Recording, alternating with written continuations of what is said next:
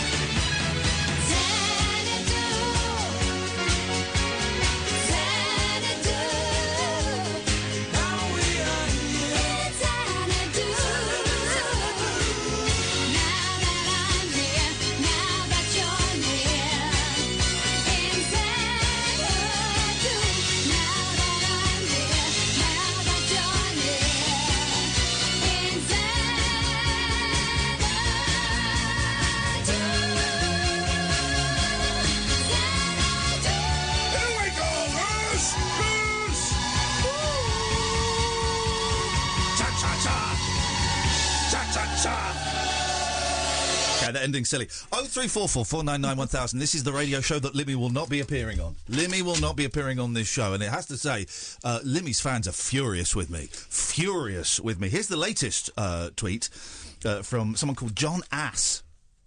Don't know if that's their real name. Unusual surname, Ass. But I was taught never make fun of people's names. Katherine Boyle on the bomb. Because it's not nice, because people can make fun of your name. Some people have strange names. Maybe Ass is a surname. John Ass says, shut up. Oh. If you're not going to properly arrange something, don't bitch when it falls through. Saying he should come on the show doesn't set a date and time. Then it calls me a winker. So I've replied that he told me he was definitely coming on, which he did. Limmy said definitely. I've got DMs. I can screenshot the DMs. He said he was definitely coming on. He's not coming on. I'm not. Listen, it's not. I don't make the rules. He's let me down. He's let you down, dear listener. But more importantly, he's let himself down, and that's fine. I don't know how he sleeps at night. Well, but he does. He's big time now, isn't he? Yeah, we go. Once a boozer, always a boozer. Oh, that's wow. what I say. That's what I say.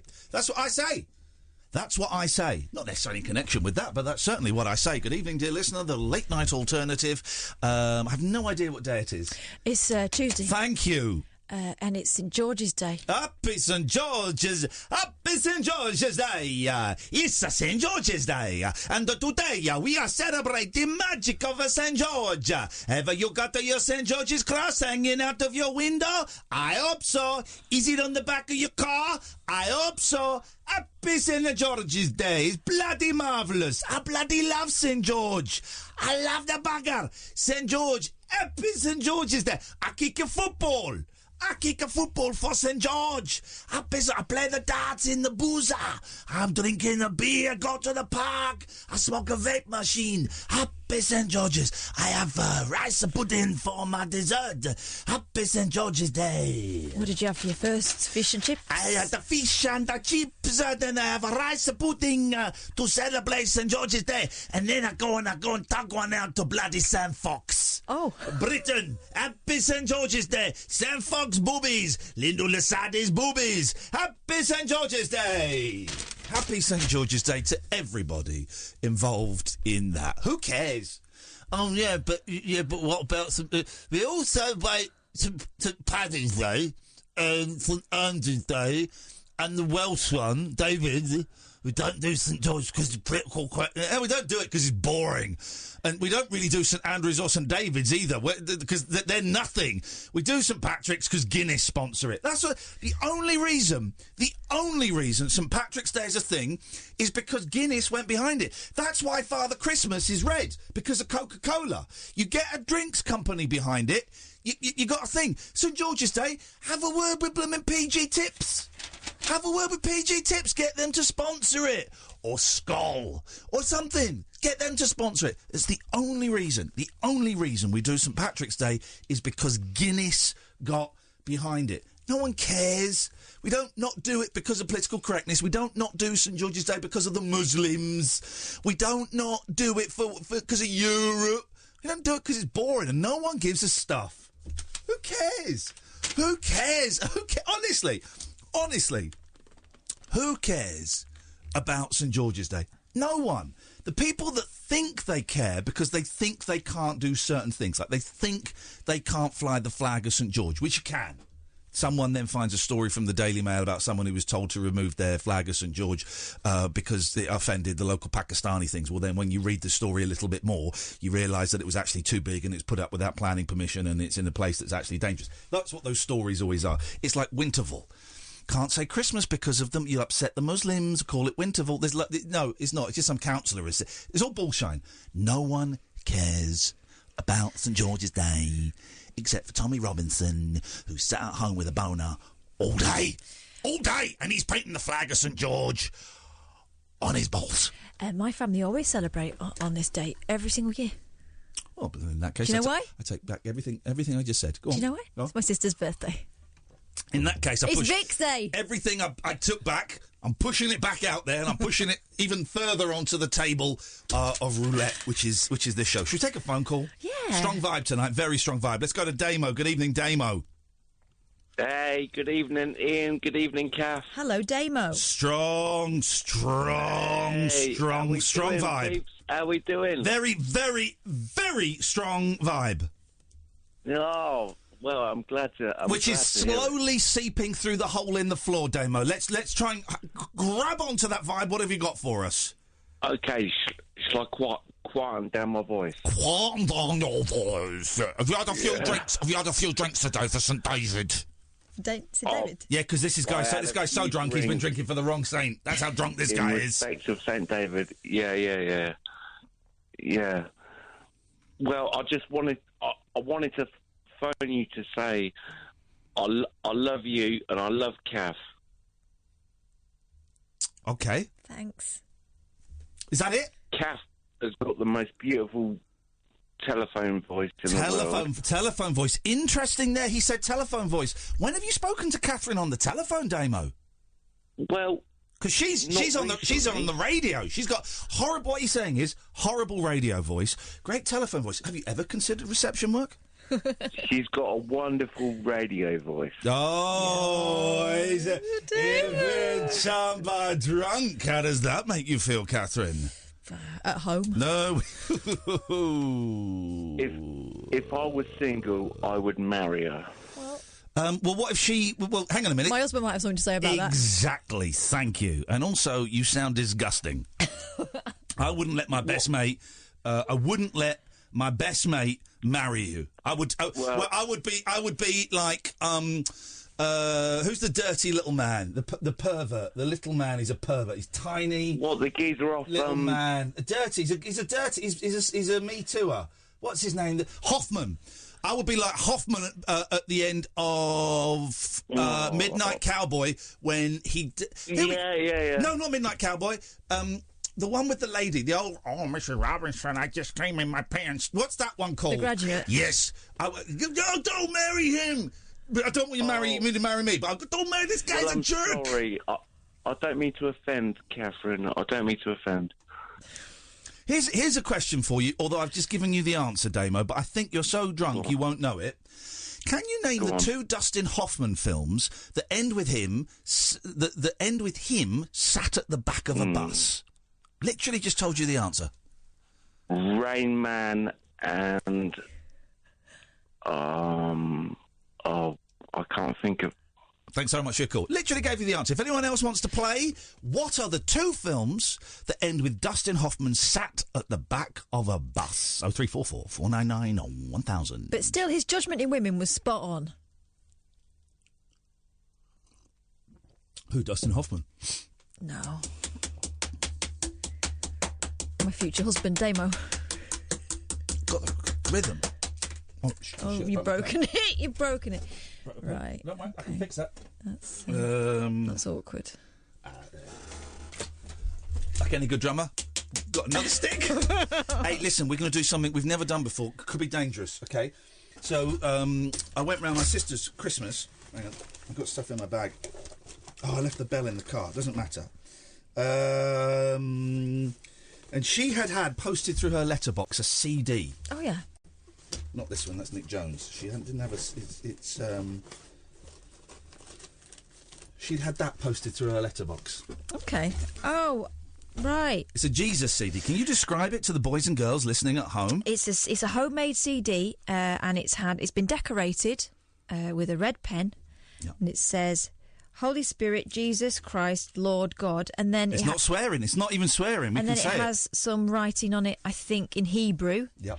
It says Hallelujah. That's in English, but the rest of it is in Hebrew. No, it doesn't say Hallelujah. Read it again. What does it say? Hallelujah. That's what it says. It says Hallelujah with a Y-A-H at the end. And an exclamation mark. I haven't played it. If I'm honest, I forgot I had it. I had to give my sister a membership card to get that. I've seen these before. Really? Mm-hmm. If she lives kind of South London, South East London-ish, anyone else get one of these through their letterbox? Either in... I'm guessing it's a local person doing it. I can't imagine it's a national thing. I've certainly never got one. I think it was in when we were working at Three Counties. I'm pretty sure some people got these through their doors in Luton. Okay. Well, listen, we're going to play a little bit of it in a second. I'm going to take that to Sam during the break, and we're going to play some of it, and we're going to see. We're just going to see what's on there, guys. We're just going to see what's on there. It could be anything. I just don't know what's on there. So what we're going to do is we're going to play it. We're going to play the CD, and we're going to see what's on there in a second. I hope it's Sir Cliff's Christian canon. Aye, Cliff's got cannons. Wow. 0344 499 1000 is the telephone number. This is the Late Night Alternative on Talk Radio. The Late Night Alternative with Iain Lee. On air and off the leash. On Talk Radio. The CD doesn't work. It may be a data CD. So I will... can we do it on your computer tomorrow? I'll bring in my disk drive. Well, what if it inseminates me? Well, this is why I don't want to do it on mine. So we'll do it on your computer tomorrow. By the way, guys, we have had to fill in 133 membership cards because the merch sale has gone insane. 133 orders. 133. We've signed them all. We've numbered them all. Tomorrow, we are writing your names on them and then laminating them. And then they will be sent out. Probably Thursday they're going to be sent out. This is. Please don't order any more merch. No. Because, it's just doing my nut in, if I'm completely honest. Also haven't got enough laminate wallets. Need to get a few more. So I saw something today that I never thought I'd see. I saw a woman mowing the lawn. Yeah. But with a difference. Mm-hmm. With her teeth? She had a robot lawnmower. Nice. But so it's a little disc, like a little round thing. Yeah, like the hoovers you can get. Yeah. But here's the thing, right? So it was mowing her lawn. This little thing. But she was following it. Oh. Which... Isn't that pointless? Surely that defeats the point. And at one point it missed a bit, so she had to pick it up and put it back. No, that can't be right. Robots are meant to make things easier for us. That's like having a dog and pooing on the lawn yourself. I don't love mowing my lawn, actually. I hate it. But I enjoy it more. I hate it less than when I had a fly mower. All my life I've used a fly mower, right? And, God, I spent a bit of money... Not a lot, about 160 quid. Got a heavy lawnmower. That's what I'm talking about. It's the weight. Heavy lawnmower, not a tractor. Heavy lawnmower. It does do the stripes. I don't really care about the stripes, but it does do the stripes. But my stripes, have you seen, Katherine, are wonky. Yeah. They're like bends. It's like a rainbow, which is cool. But because with the fly mower, it's like you push it backwards, trying to get it. This one, you just walk in a straight line. Boom, that's done. Turn it around, walk in a straight line. What would normally take me over an hour, I can do in 15 minutes. Sweet. It's incredible. Nice action. Absolutely. When it comes to lawnmowers and irons, you want heaviness. Oh, it saves you work in the long run. Hello, Chuck. Sorry, it's a bit noisy. Just because you join me on the world exclusive, John Wayne. Oh, it's Chuck Winkle, the news correspondent. Okay, Chuck, but it's very, very noisy, Chuck. I'm afraid I'm in my car and I'm in hot pursuit. You're in hot pursuit? You can hear me? Only very faintly. I'm shouting my loudest. I'm not going to get any of that. Salam Malalani. Are you... What are you doing? You're following Malala? No, I am in hot pursuit. Hot pursuit? Unexplained flying object. A UFO? Okay, fine. Well, what is... tell us where you are and what you can see. I intercepted it on Abraham Lincoln Way on the corner of Broad Street. Okay, this is in America, yeah? Just outside Atlanta, Mississippi. Okay, yep. It is what I can only describe as a cluster of lights flying through the sky. Okay, yeah. And I'm in hot pursuit of it, and I think it's very much going to be an alien. Okay, how long have you been following it for? I've been following it around about 1 hour, 34 minutes. Is it not... Can I ask a question? Yeah. Is it the sun? No, it's nighttime. In America?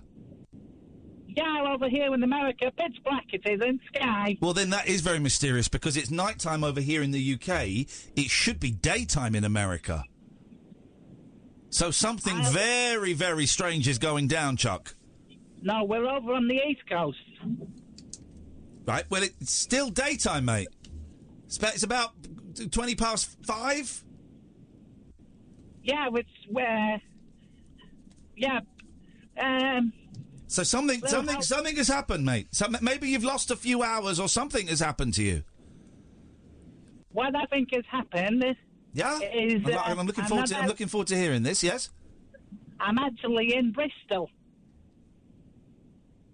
Bristol, United Kingdom. Okay, thanks so much for your call there, Chuck. Okay.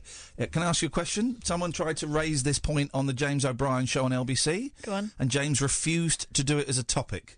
Well, we do the topics on this show. Is it what's your favourite wine gum? We do the topics on this show that other stations and other hosts are too scared to touch. Let's have it.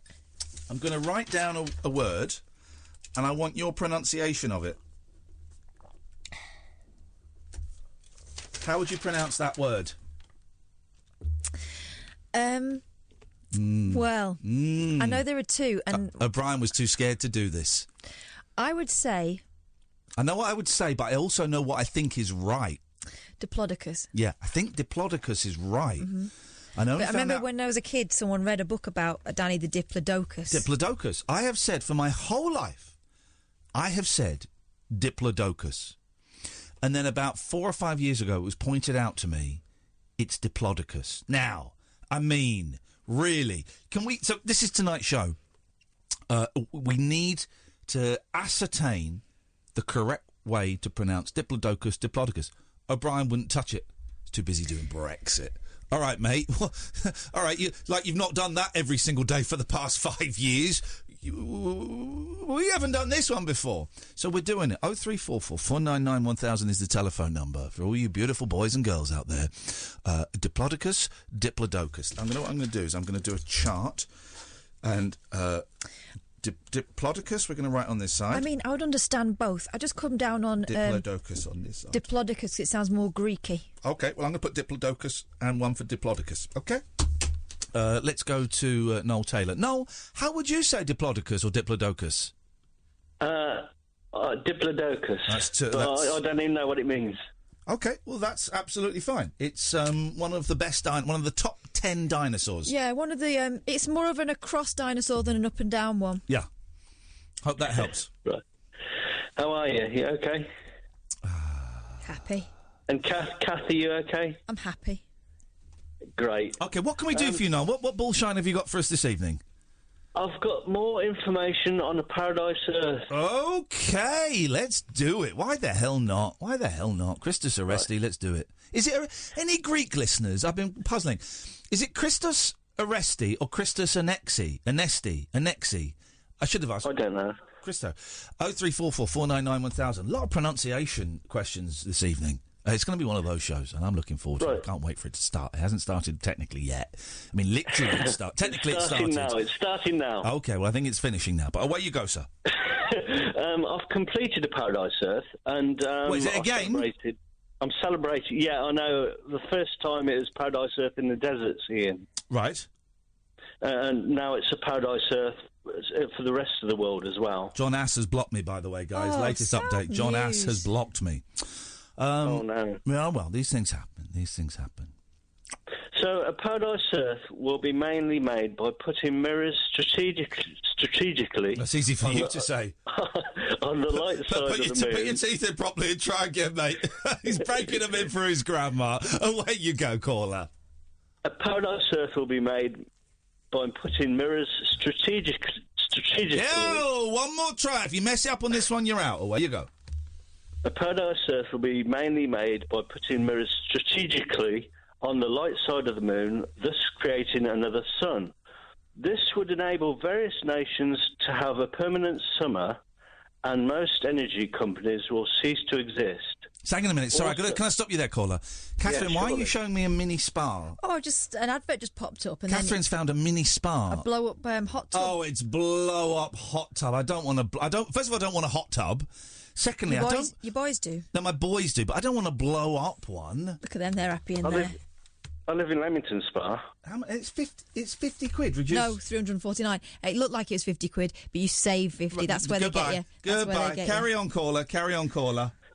Also, there will be daylight constantly, apart from the night. Yes. Per month. Per month.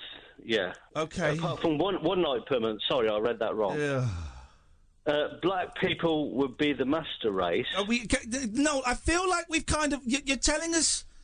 No, this is new. But none of... Just get to the new bit then, because nothing you've said so far is new. We know that black people are going to be the master race. So just get to the new bit. God would control the clouds as told us usual. that. You've told us that. Just get to the bit. No, I haven't. No, I've never told you that. Well, hang on a minute. Hang on. But if God is going to control the clouds as usual, then we knew that. Yeah. We knew that. We know God controls the clouds. So tell us the new... That's essential to the invention, Iain. It's not... OK, again, just thinking up a crazy idea doesn't make it an invention. But carry on. All right. So the mirrors will be put in certain areas of the moon. Told us that. Yep. So that nations such as Poland and Great Britain won't have a winter. I think you've told us this. When are the hedgehogs going to sleep? Before. Sorry? When are the hedgehogs going to sleep? Nature would adapt. It's taken them thousands of years to get to this point, and you're going to change it overnight. I mean, you stick a couple of mirrors up, that's game over. Yeah, you can't. Nature doesn't adapt. You know, there's a part in Alaska where they don't get nighttime for 6 years, and then you have like a month of pure nighttime. And the murder rate and the suicide rate and the bestiality rate in that area is higher than anywhere else in the world. You need nighttime. You need nighttime. As Neil Diamond once sang, thank the Lord for the nighttime. You would in certain areas such as Abu Dhabi, places that are really... Abu Dhabi. Why? Certain places that are really hot, they appreciate the night time. But the idea, my idea is very clever because, like I say, nations that don't want a winter, and why have night time anyway? Well, so that you don't kill yourself or kill other people or have sex with an animal. That's why you need nighttime. I like winter. I like wearing tights and boots. I like putting my scarf on. I like having different clothes on. I like coming in and having a hot bath. I like not being all sweaty. I like the winter. It's fun. Listen, guys, as Neil Diamond once sang, here we go. Thank the Lord for the nighttime. Forget the day. A baby, chase it away. I get a relaxation. Here we go. Hang on a second. Neil, hang on. Let's speak to Neil Diamond. Neil, why? Why do we need the nighttime? What's so special about it? What's it for? Get a relaxation. Right. And it's time to groove. Oh, you get relaxation and it's time to groove. So we need the nighttime, Noel, because as Neil says, we get a relaxation and it's a time to groove. We need to groove. We need to groove, Noel. So I'm afraid I'm out. 0344 499 1000. This is Talk Radio. Unmissable late night radio with the original king of unconventional conversation. Make contact with Iain Lee. The Late Night Alternative with Iain Lee on Talk Radio. 0344 499 1000. New listening figures are out for the show. It's not good. Only 500 listeners. Oh. Only 500 listeners. That's 10 more than last year. Exactly. So I'm taking that as about only 500. Every one of you, I thank you. All 500, I shall be coming round and knocking on your door and cleaning your windows. 0344 499 1000. Let's go to Andrew. Good evening, Andrew. Ian, the answer is Diplodocus. Then for Diplodocus, okay. That's 2 for Diplodocus and 2 for Diplodocus. Checked on Google pronunciation. Oh, I'm dearie afraid me, your vote doesn't count, Andrew. Your vote has been... Katherine, would you like to tell him why his vote is no longer valid? Is it because I looked it up? No. Try again. What was it that you said? Let's have a little think. Google pronunciation. If only... Google what now? If only there was a word pronunciations. What? No such word, Andrew.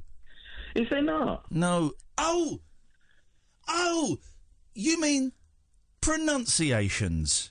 Oh, I see. Touche. Touche turtle at your service, sir. Brilliant show. Do you know what? I'm a generous guy. I'm going to keep your vote. Okay. Your vote stands because I'm a great guy. But just note to everyone who is fortunate enough to be listening now, because you'll stop embarrassing yourselves. The other 499. Although Andrew may not be a listener, so we just don't know. No, I am. Can you file pronunciation along with mischievous? Yes. Okay, deal. Words that don't exist. Ian, I've got a question for you. But Skellington and Chimbley do work. Go on, yes. Andrew, I'm sorry, Andrew. Yes, go. I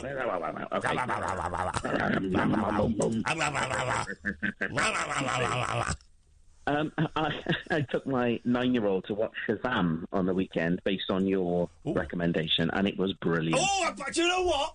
He had a tone in his voice there, Katherine, that made me think he was going to ask for a refund. Did you hear that tone? No, I didn't. Did you? Oh, you did. The 9-year-old. Remind me, it's a girl, isn't it? Boy, that's right. Well, absolutely. He hasn't stopped talking about it since we came out. Forget the boy. Did you enjoy it? Oh, I did. I really did. Oh, I'm so glad, mate. Honestly, I cannot rave about that movie enough. It's just. No, I told. Yeah, sorry. No, go on. I was just going to say, I just think it's perfect. The perfect mix of action, heartwarming. There were some bits that were scary. My boys were a little bit scared. Humour, superhero. It's just wonderful. We went to see it this weekend. And I didn't realise, but I'd bought tickets. I thought the tickets were expensive. I'd bought tickets for this different way of showing films, where it comes up the side walls as well. Like IMAX. I think it's called 2X or something. And it was kind of pointless, but at the same time, interesting. Yeah. You dug it, though, Andrew? Oh, yeah, it was great. And my little boy, I told my little boy that I got the recommendation from you. And he said, oh, that guy on the radio, he said, ask him if there's going to be a sequel. Well, I'm glad that... what's your son's name, if you don't mind sharing it? If you don't want to share it, He's William, and he's 9. William, listen, it's a great question, William, and I can exclusively reveal on this show that there is a very, very high chance of a Shazam 2. There is also a very, very high chance of Shazam popping up in a future Justice League movie. These things... Oh, that would be awesome. These things are all very, very likely. I can't tell you how I know that, but I do know that. So you're on the inside. I know on the inside. Showbiz. One other quick thing I wanted to say is I'm very excited to have ordered a T-shirt. Oh, which one did you go for? Oh, I went for the black motorcycle club one. I told you, Katherine, that's the most popular one. Well, everyone likes scooters. There we go. Okay, cool. Well, hopefully you should, if all goes to plan, you're going to have that, and the card is going to come in the same package. You should have it all by the end of the week.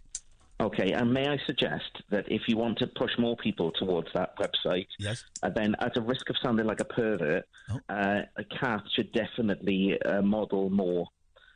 With her photo. She put a photo on which drove me towards the website, let's say. Okay. Just Kath should do the modelling, or, I mean... What? Well, I can wear clothes and have a camera pointed at me. It's not just about wearing them. I can wear them. It's the certain style that she's got, you see, which drives. Okay, you're a sexist pig, Andrew. You're a dinosaur. Get out of here. We don't want any of that. He's a dinosaur. I'm sorry, Katherine. I'm so sorry, my love. I know how to work. No, I'm so sorry, my love, that you were patronised there by that absolute pig. You are a beautiful bit of skirt, and to be spoken to like that, I think, is disrespectful. Because you. Let me just say this, listeners. Right? Don't disrespect my best mate, Katherine. Right? She is the best producer I've ever worked with in my life. And when I say that, I mean she makes a cracking cup of cough. Cracking cup of decaf cough. And this is running out, actually, Katherine. So please don't phone up with your sexist patriarchy. I'm good at this. Don't phone up with your sexist patriarchy. She's great, right? She's got a great rack. She makes a great cough. And she is my best buddy. So, So guys, fellas, lads... just tone it down a little bit, all right? Because this one thinks as well. 0344 499 1000. This is Talk Radio. After hours amusement for anarchists, air hostesses, and jet-lagged Antipodeans. G'day, coppers. Can I crash on your floor? The Late Night Alternative with Iain Lee on Talk Radio. Paul Ross show, always good. They actually put some time and effort into producing that show, unlike this nonsense. We just rock up. We spent the night watching telly and signing membership cards. Tomorrow, Kath's coming to mine. We're going to put the names on the membership cards and laminate them. We're going to get high on lamination fumes. That's what we're doing. Admin's what we're doing. And we're going to stream it on Twitch as well. Thought we could stream it on Twitch. That'll be absolutely fascinating for everyone. So Twitch, those who don't know, is like a streaming site where people stream themselves playing video games. And I like watching people playing video games. It turns out it's a thing. And I've recently I've been streaming retro games on my Dreamcast. A lot of Virtua Tennis. Wacky Races arrived today. Oh. What a game. Driving as the Anthill Mob. What a game. And for those of you who are watching on Twitch, you were lucky enough to be there as it was delivered, and I told the postwoman I loved her. You know when you're having a conversation with someone, and someone says information A, and you give acknowledgement A? Yes. And that's the end of the conversation? Yes.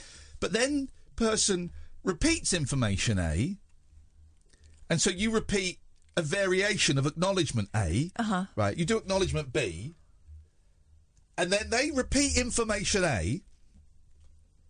Say to me, should I say what she said to me? Because it's quite naughty. All right, you be the postwoman and say, I delivered a package for you Saturday, but I signed for it for you. All right. So you say that. I delivered a package for you Saturday. Whoa. Package. Steady on, mate. I delivered a package for you on Saturday, but I signed. Oh, that's brilliant. Thanks. I delivered it and I signed for it. Oh, that's really kind. Thank you. So I signed for it. I love you. I couldn't think of a third variation. I couldn't say the same thing. So I couldn't think of a third variation. So I said to the postwoman, I love you. Oh, that is... well, that'll stop her talking to you. Hopefully. No, she's nice, my post lady. I like her a lot. Well, you love her. Apparently. Well, apparently so. But so if you're watching the stream today, Wacky Races, played it, great. Twitch.tv/Iain Lee, getting really great viewing figures. I was up to 80 today at some point. I was up to 150 the other day. I don't know what's going on. So come and join me. I might do a little stream when I get home playing Wacky Races. I don't know. But here's the thing. When I'm talking like nonsense and trying to fix the Dreamcast and the connection and going, can you hear? Is the sound coming through? Is the microphone doing all that? High viewing figures. As soon as I start playing a game, the viewing figures plummet. So I think us laminating, I think it's going to be a little... Richard Ray Allen, stay there, I'll come to you in a minute. I think it's going to be a little like ASMR, like visual ASMR. And people are going to be at work, unemployed people are going to be smoking joints. I think it's going to be a big hit, us laminating. So tomorrow, not too early, we will be streaming on twitch.tv/Iain Lee, me laminating. Also, here's the thing, 'cause I'm into the retro games. It's all about the Dreamcast, and someone, a very kind gentleman from this brilliant Facebook page, Dreamcast Junkyard, sending me a load of games, just a load of old games he doesn't need. So I'm going to be listening, I'm going to be playing those. But then I did something really stupid. Right. Spent 160 quid. I'm a bit skint. I'm not skint, but I'm a little bit. I haven't got as much money as I like to think I have. Spent 160 quid, right, on a modded... You know the old computers we used to have at school, the BBC Micros? Yeah. The big old... Beige. I bought one of them, but it's modded with a flash drive, so you can store thousands of games in it. It's also got a USB socket, so you can get like a memory stick, stick it in the back, and just download games like that. 160. I haven't got this kind of... What is going on? But I'm going to get that in the next week or so. I'm going to be streaming that. I'm going to be streaming my BBC Micro. Not an emulator, guys. I don't do emulators. When you come to my channel, you get the authentic hardware. Okay, guys? For the full experience, you're going to get 30 bored kids waiting in line, hoping they might get one go on one level before the class is up. No, it's going to be a computer club styley, and you have to write your name on the bit of paper for 15 minutes lunchtime use. At the start of the week, you're only allowed to write your name down twice. 15 minutes is all you get. So don't load up a game that's going to take 8 minutes to load up. Load up a quickie. You can forget Granny's Garden. And also, don't be an SH1T. When it's the end of your 15 minutes and the next pair are coming in, don't turn the computer off. They might want to play the game you were playing. So that is happening, man. That is happening. Twitch.tv/Iain Lee, where dreams can come true. Good evening, Richard. Hi, all right. Hiya. Diplodocus. Sorry, you're very muffled. Is your head in a sack? No, Diplodocus. You're saying Diplodocus. Okay, anything else? Curved TV. It's so... Maybe if we talk back to him like that, we'll understand why it's difficult. It's very, very hard to understand what you're saying. Is there any way you can talk... hear me now? Sorry? You hear me now? A little bit. What? Have you got an earpiece in or something? Wait a minute. There we go, something being switched on. Oh, no, it's just your mouth. It's your mouth full of cotton wool. Hello? That's there better. we go. There we go. What were you doing, man? What was you doing that meant you didn't want to talk to us properly? I don't know. The phone wasn't working right. The phone weren't working. What did you right. unplug? The phone weren't What did you right. unplug? Come on, Richard. Right. Well, what I want to say is, right... The phone weren't working right. Come on, man. Hey. Right. You got TVs, right? These curved ones. The curved TVs, yes, I'm aware of them. I think they're silly. Right. Well, I reckon, right, if you turn them the other way, come backwards, inwards, you can make invisible spaceships. Oh, wasn't expecting that. So and here's the thing. What do you reckon to that, though? Here's the thing. I think he actually means it. The curved TVs. Explain that again. You got the curved TVs, yeah? Well, curved inwards, but if you turn it the other way... So you got the back, so it's facing the window and you're looking at the back of it? So it's curved the other way, you can make a spaceship out of that, so it could be invisible.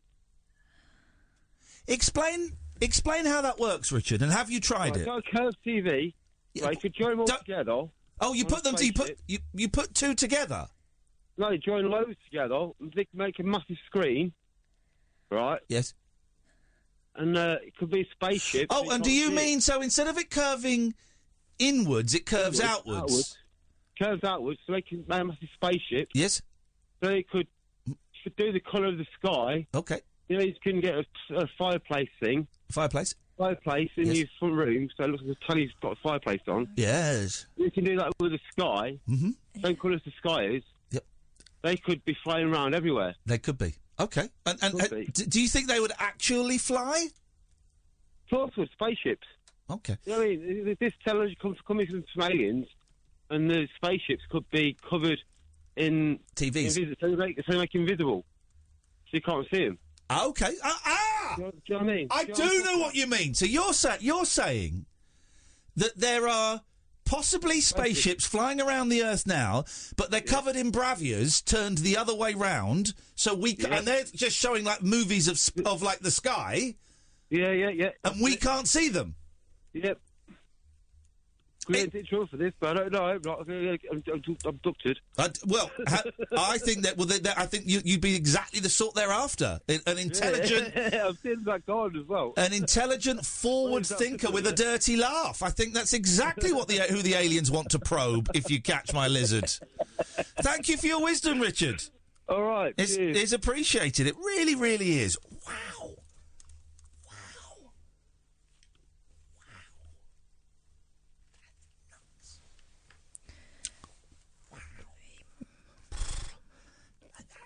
That is like a 90s phone in. Let's go to Keith. Good evening, Keith. Oh, hi, you two. It's Keith in Wigan. It's Cineworld. Do you remember? I've sort of like spoiled about a couple of films. You spoiled a couple of films, yeah. Which film are you going to spoil tonight? No. Well, you just said you spoiled a couple of films, so...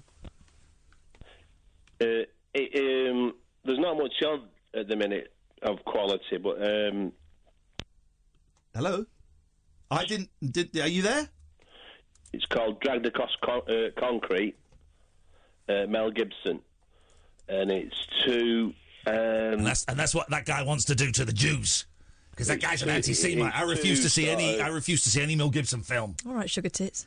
It's two burned out cops who are with a...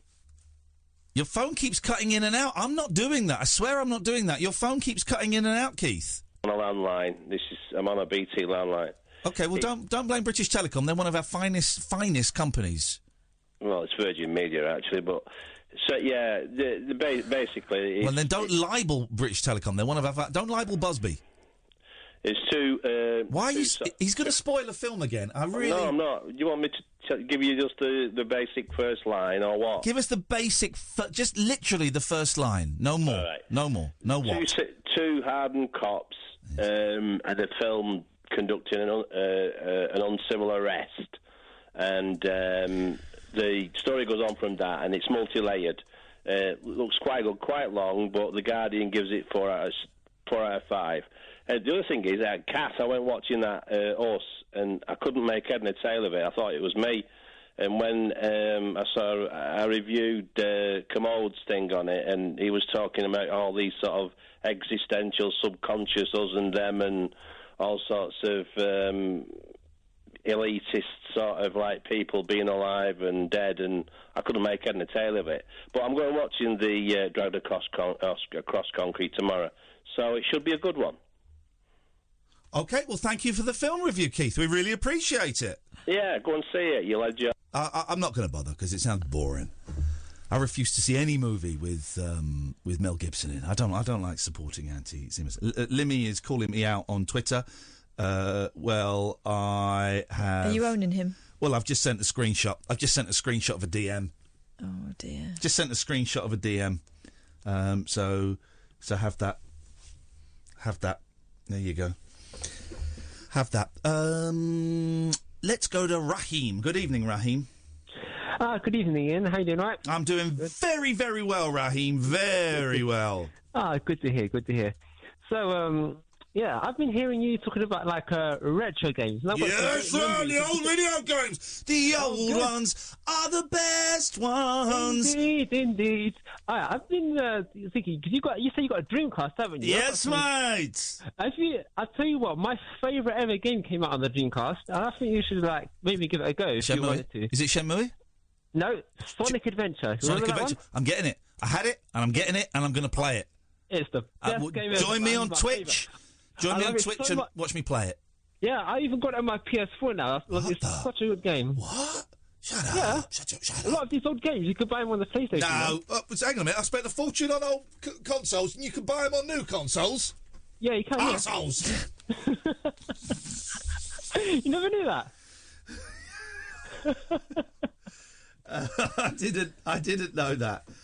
No. Yeah, you can buy them as downloads now. So I did know that. I did know that. But the Dreamcast is a great console. It's a great console, and I'm thoroughly. Dreamcast and the GameCube. Those two are great consoles. GameCube is wicked, man. Yeah, it's wicked. We should hang out sometime, Raheem. I've still got it. I've still got the GameCube as well. You still, but buddy, you got the GameCube and you still got it. You know what I'm talking about, ladies? Yeah.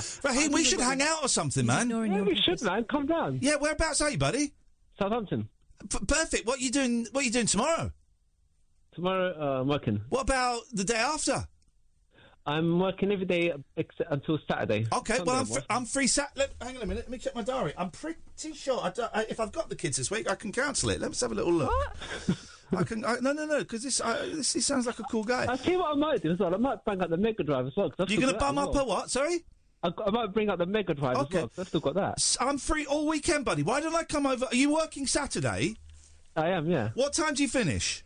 5:30. All right, I'll get to yours for 7. We'll have a little bite to eat. We'll have an all-night session. Yeah, come round. Yeah. Do you want me to? Bring anything else with me, Raheem? Why do I get the feeling you're not actually going to come? It's like last time you said you're going to come down to Southampton when you knew. What would you like me to bring? Would you like me to bring anything? Bring pizza.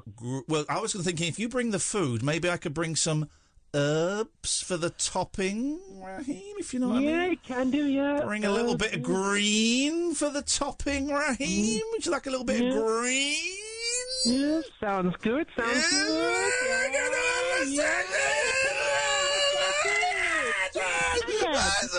I'll see you about 7 on Saturday, man, and I'll bring drugs. Okay, thanks, Raheem. 03444 499 1000. What a nice guy. What a nice guy. I'm going to have such fun with that guy. Getting high, eating, playing. It's going to be fun. You're not coming. You're not coming. And you're not going. Oh, Mom. Mom. Oh, Mom, let me go. It's Raheem. Get up in your room. Hate you. Don't care. Let's go to Ray. Good evening, Ray. Good evening. These listener figures, I thought you had 59k. No. We have 500. 500. That's according. We don't use radar anymore. We go on the bollocks that Steve Allen spouts on his show, and apparently it's 500. So those are the official stats. And he knows it all, does he? He knows it all. Love Alan. Okay. Anyway, to add to the list, I say Diplodocus. What? That's not even one of the options. Diplodocus. Docus or Docus is close enough for jazz. Well, hang on, what are you saying? It's either Diplodocus or Diplodocus. You've not said either of those. Don't throw a third one into the mash. Diplodocus. Diplodocus. Well, they're hauling sacks away from the yard. Diplodocus, then. I can't remember which one was which. I'm going to say it was that one. All right, so that's 4-2, I think, to one of them. I'm not sure which one. Okay, brilliant, Ray. Ray, how is the Ray does the playlist of songs that we play on the show. Have you added Xanadu? Not yet, no, but I added the Klaatu ones. They were great. Beautiful. Love a bit of Klaatu. Send us, when you've updated it, Ray, maybe at the end of the week, send us the link again. We'll retweet it. I'll put it on my Facebook page because I know you put a lot of work into it, and we'll if people want to go and check out the fab music that we play on the show, chosen by me, chosen by Katherine, then Ray is the source of the vibes. Yeah, I know. Sorry? Okay, thank you, Ray. Let's go to Alan very quickly. Good evening, Alan. Diplodocus. Thank you very much indeed. Anything? That's 5 to Diplodocus. Okay. Anything else, Alan? We've got 40 seconds. I got the member card, came Saturday morning. Saturday morning? Yeah. In the post. That's weird. All right, well, what number are you? 17. Yes, man. How do you feel? I feel absolutely proud. It gets you 15% off in Pizza Express. And I got adopted horror move answers. There we go. Thank you very much indeed. He got adopted horror move answers. 0344 499 1000. For the first time this evening, the switchboard is empty. Now would be a great time to give us a call. This, dear listener, is the Late Night Alternative weeknights from Iain and Katherine. Are you one of the lucky 500? The Late Night Alternative with Iain Lee on Talk Radio. We have ways of making you talk. Phoned up last night, she was going spare. She was in a temper, pulling it around. Your sister's fault in a scruffy look, he said, Father, don't give a monkey. And this is what he said. I don't care, I don't care, I don't care if he comes round here. I've got more beer in the sideboard here. Let mother sort it out if he comes round here. I said to me, mother, let me have a talk to Dad. So he comes to the telephone, he wasn't all pet. Says she's got no sense, silly little cow. And if he comes round here, there's gonna be a row. I don't care, I don't care, I don't care if he comes round here. I've got more beer in the sideboard here. Let mother sort it out if he comes round here. Something else, and always never got a job. He hangs around the back shop, a lazy little yop. Mother says, calm down, Dad, he's all right. But they're out there smoking in the passage all night. I don't care, I don't care, I don't care if he comes round here. I've got my beer in the sideboard here. Let mother sort it out if he comes round here. If he comes round here, I got my beer. Let mother sort it out to the sideboard here. Got my beer, let mother sort it out. I don't care if he comes round here. You think he was a tramp with a stubble on his chin? He looks like something that the cat's brought in. Never got no money, smokes all my fags. Got holes in his holes and he's hanging in red. Top of that, he said, I tell you why I got the ump. She had a skinny little belly, now he's sticking out the front. There's nothing seems to fit her, she's running out of clothes. And if he can take a liberty to punch him on the nose. But I don't care, I don't care, I don't care if he comes round here. I've got my beer in the sideboard here. Let mother sort it out if he comes round here. If he comes round here, I got my beer, let mother sort it out in the sideboard here. I've got my beer, let mother sort it out. I don't care if he comes round here.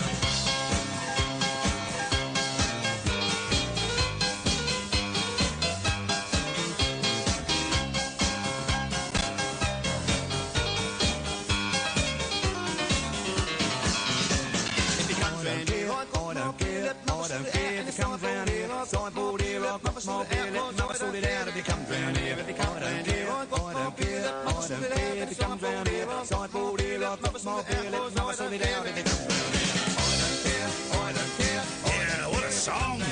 Got my beer in the sideboard here, let mother sort it out if he comes round here. I got my beer, let mother sort it out in the sideboard. It's like the ending to God Only Knows by the Beach Boys, isn't it? And it's interesting. I don't care, I don't care, I don't care if he comes round here. I've got my beer in the sideboard here, let mother sort it out if he comes round here. I don't care, I don't care, I don't care if he comes round here. I've got my beer in the sideboard here, let mother sort it out if he comes round here. If he comes round here, I got my beer, let mother sort it out in the sideboard here. I've got my beer, let mother sort it out. I don't care if he comes round here. I don't care, I don't care if he comes round here. If he comes round here, etc, etc, etc. 0344 499. Have I got this? Hang on a minute. I want to keep the computer out. Is the computer? Why won't that play? Oh, because I've got a... No, that's it. Right, computer down. 0344 499 1000. Can I want to ask a question that I've been trying... I wanted to ask for the last few nights, but it sounds really insensitive.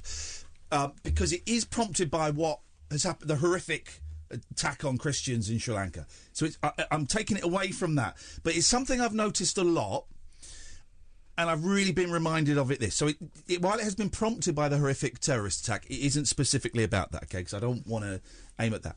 But, and you might be able to answer this because you've worked in an environment where this is prevalent to a certain degree.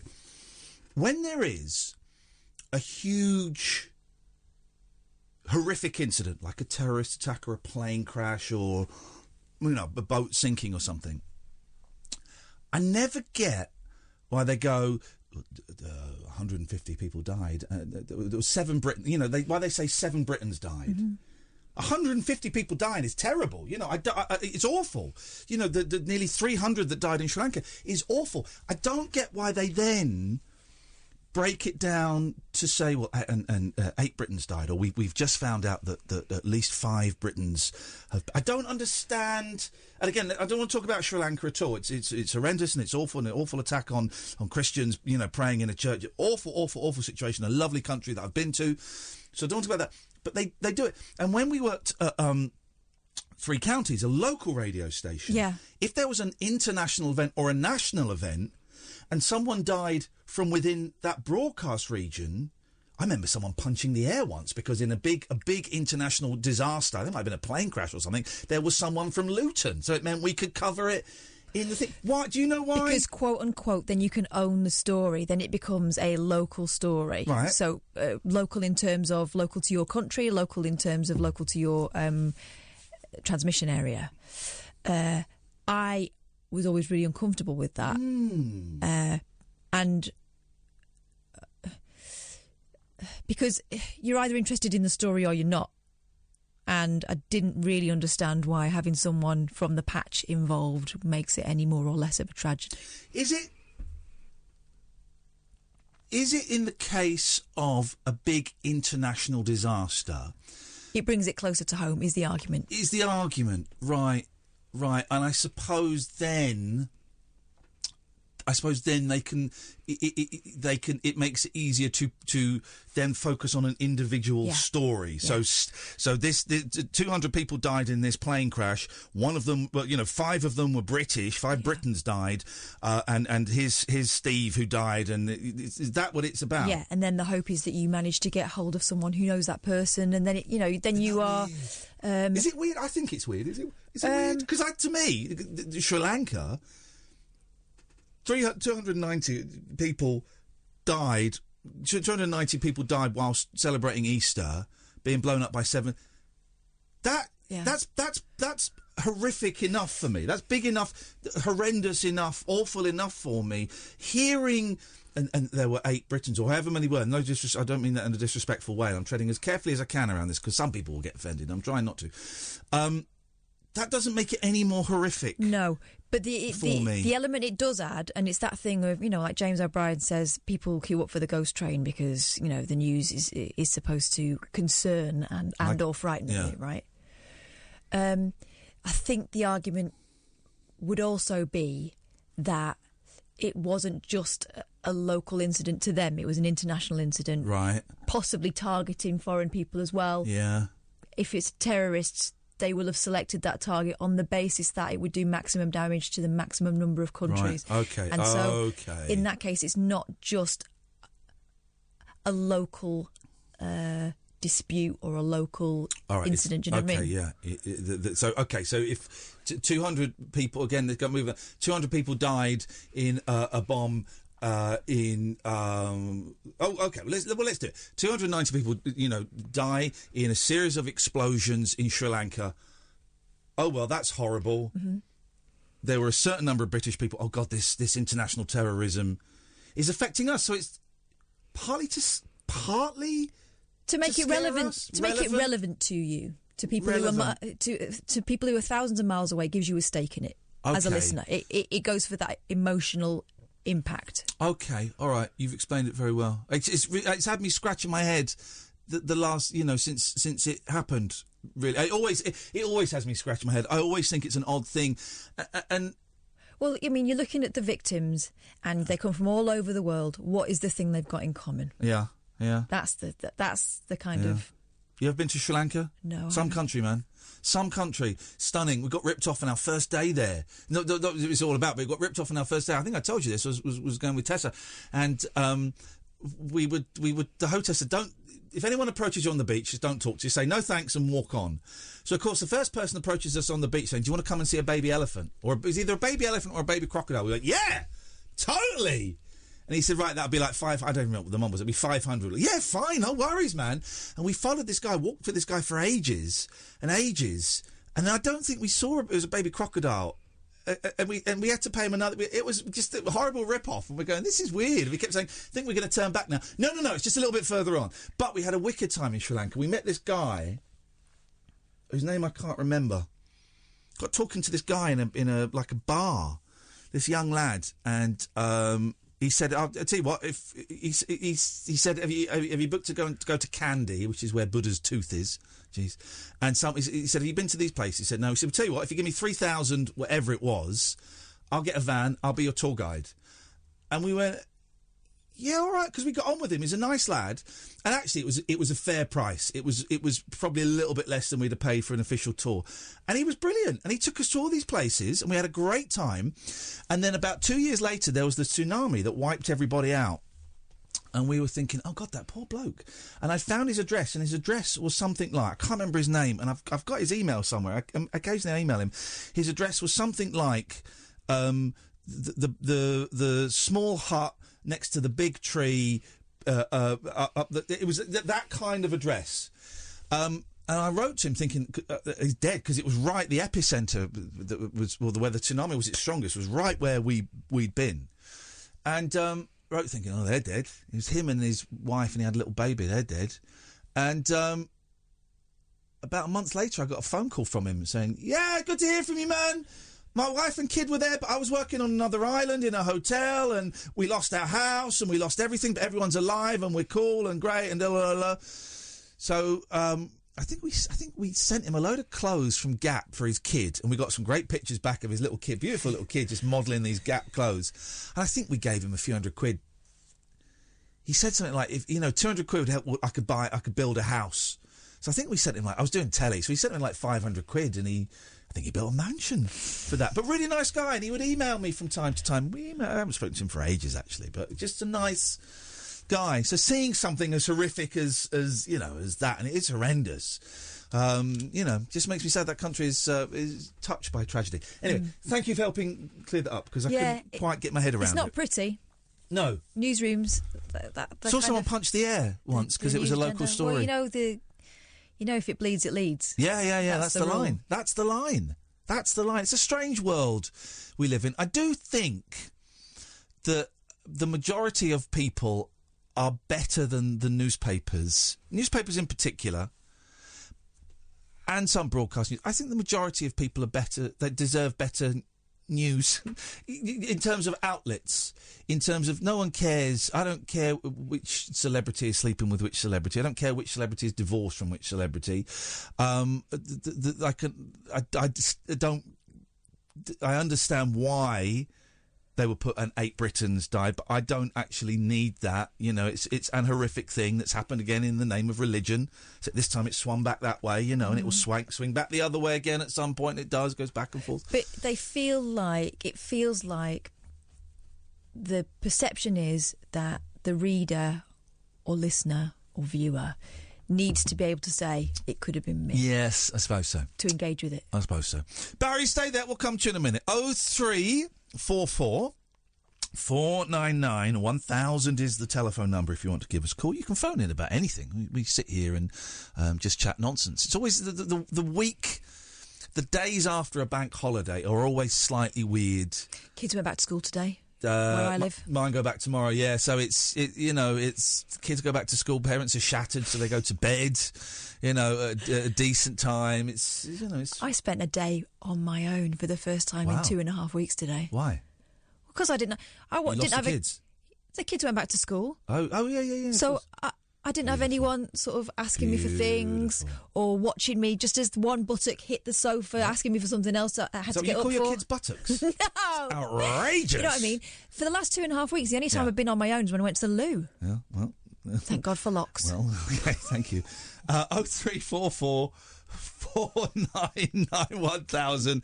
Audrey Gillen has stepped into the Limmy thing. Do you want to tell her or should I? You should probably tell her.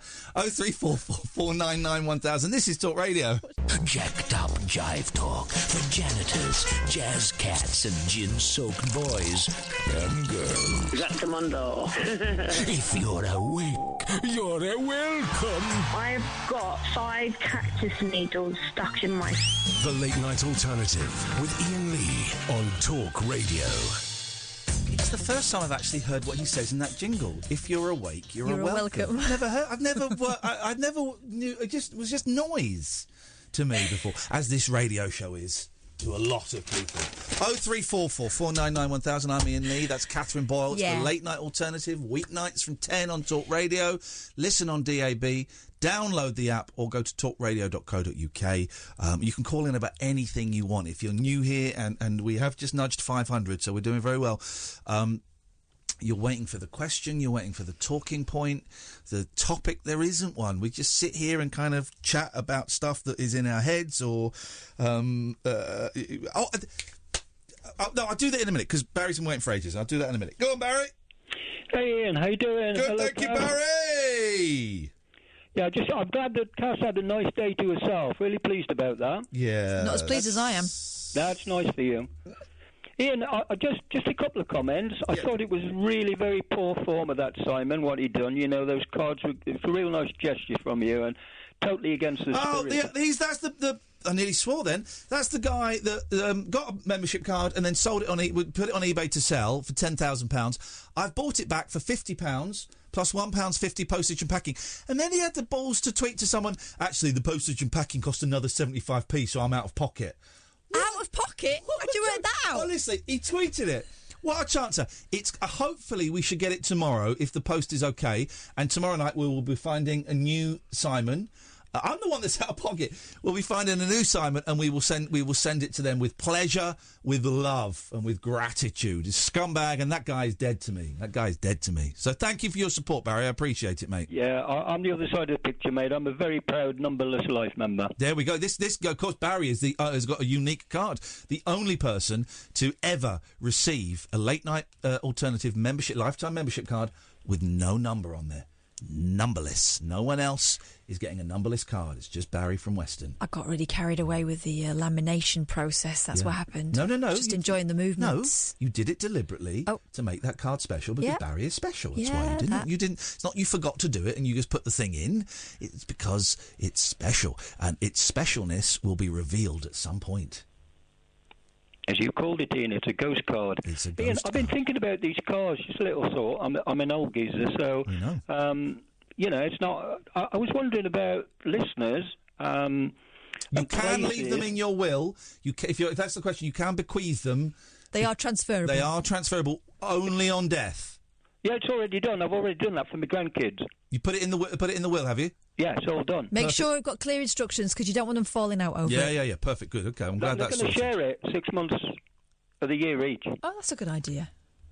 Very good. Yeah, that makes sense. Ian, what about... I'm thinking about with these membership cards, places they can go. Now, I'm just an old geezer, so I don't get around too much, but already my membership card has been to 2 Prem football games. Prem? Is that like PrEP, the drug that stops you...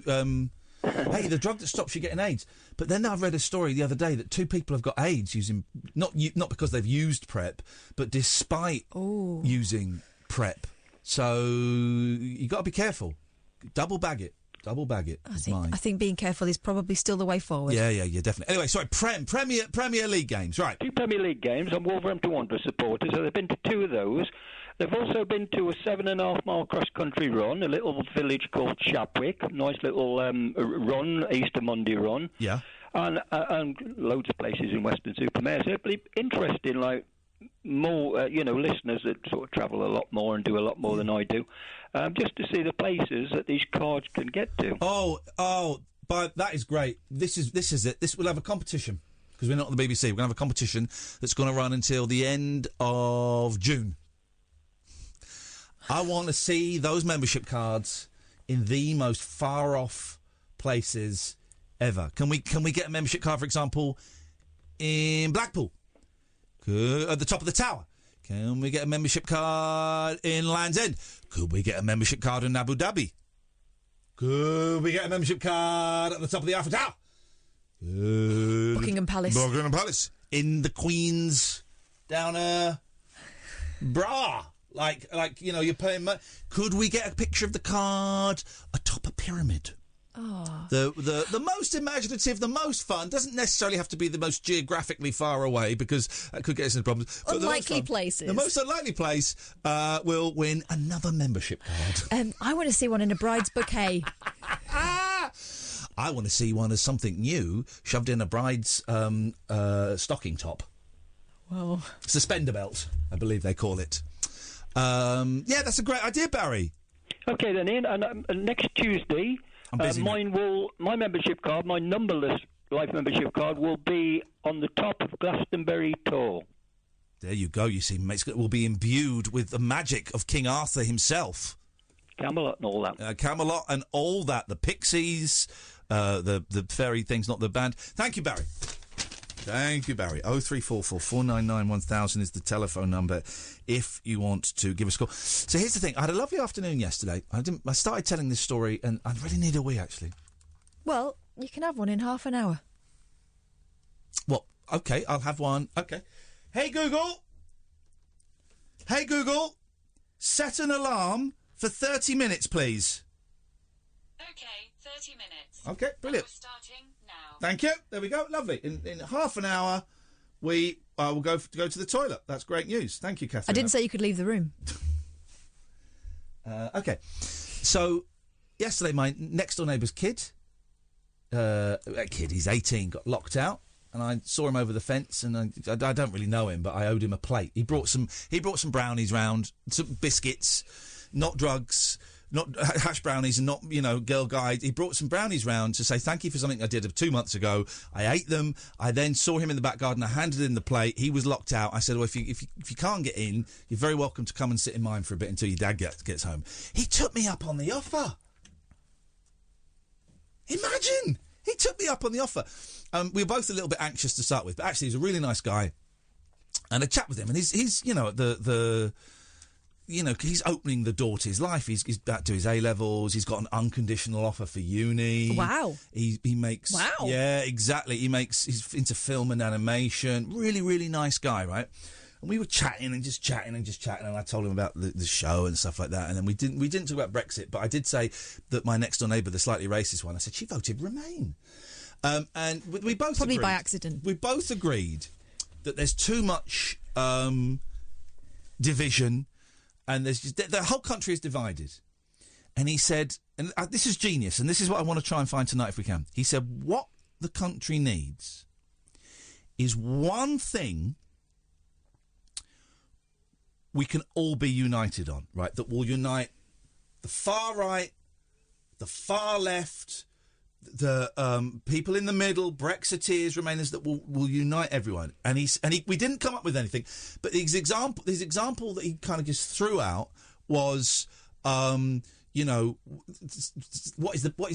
is the best biscuit in the world? Right? Now, we're not doing that because that's a local radio phone-in, but just one thing, Katherine. We need one thing that everybody... Obviously, the best biscuit is a custard cream. Everyone knows that. We need one thing that will unite Tommy Robinson with Shami Chakrabarti. We need to unite those two. We need to... The country's divided in a way that's never been divided before. So what is... And this, dear listener, we need your input on this. What is the one thing that we, as a people on this holiest of St George's days, can we all agree on as British people? 0344 499 1000. I think that the thing that everyone likes to do at the moment is hate. So why don't we unite in hate? We all hate the same person. Yeah. Chris Biggins. No, of people who make cups of tea and put milk on a cold tea bag with no water involved. What? Yeah. Oh, no. Some people just sit the tea bag in milk while they wait for the kettle to boil. Those people are perverts. I think we can all hate them. Okay, well, I'm a pervert then. You don't do that. Of course I do. Why would you do that? I don't make tea because I don't like tea anymore. I think it's a horrible drink. But that just saves time. So, no, we can't. No, it doesn't. It just ruins it. We cannot do that. And we need. If anyone's got any suggestions, dear listener, I know that when we do phone in topics, you don't go for them because we've educated you not to. Yeah. We are hoisted by our own petard. We have got our own... we've inserted our own rods down our backs. Is that the phrase? Created a rod for your own back. And then inserted it down our backs. Oh, no, I don't know about that. We have inserted a rod down... much like Gloria Estefan. Oh. I don't think she made it. I don't think she made her own rod. I suspect that was probably a fancy Miami doctor. Yeah. So if anyone's got any suggestions... Dr. Beat. It was Dr. Beat. Was it? What a coincidence, because they had a song called Dr. Beat as well. Was it really? Yeah. You know, do you remember there was a story a couple of years ago, when George Harrison died? Poor old George. What year did George Harrison die? 1996. 2001. Oh. And I went down to Abbey Road that night and watched some Germans smoking a spliff from afar. You would take that. Well, might as well. Go on. There was a story a couple of years ago that now I don't know how true this is, okay? But spread it anyway. Huh? You're going to spread it anyway. Yes, I am. Yes, I am. I'm going to spread it. So there'll be Beatles fans who know this. Don't tweet us about it. Don't text us. Call in. Grow some balls and call in. 0344 499 1000. There was a story that the doctor that treated George Harrison bullied him into signing a guitar for his son. Like when he was dying, when he was almost dead, to the point where the story that I read was that he put the pen in his hand and lifted. George Harrison couldn't even lift up his hand. Oh, no. And the doctor lifted up his hand to sign this crappy Fender copy. Now, it popped into my head the other day. I'm thinking, oh, I remember that. Was that actually... Does anyone know? Was that actually a thing?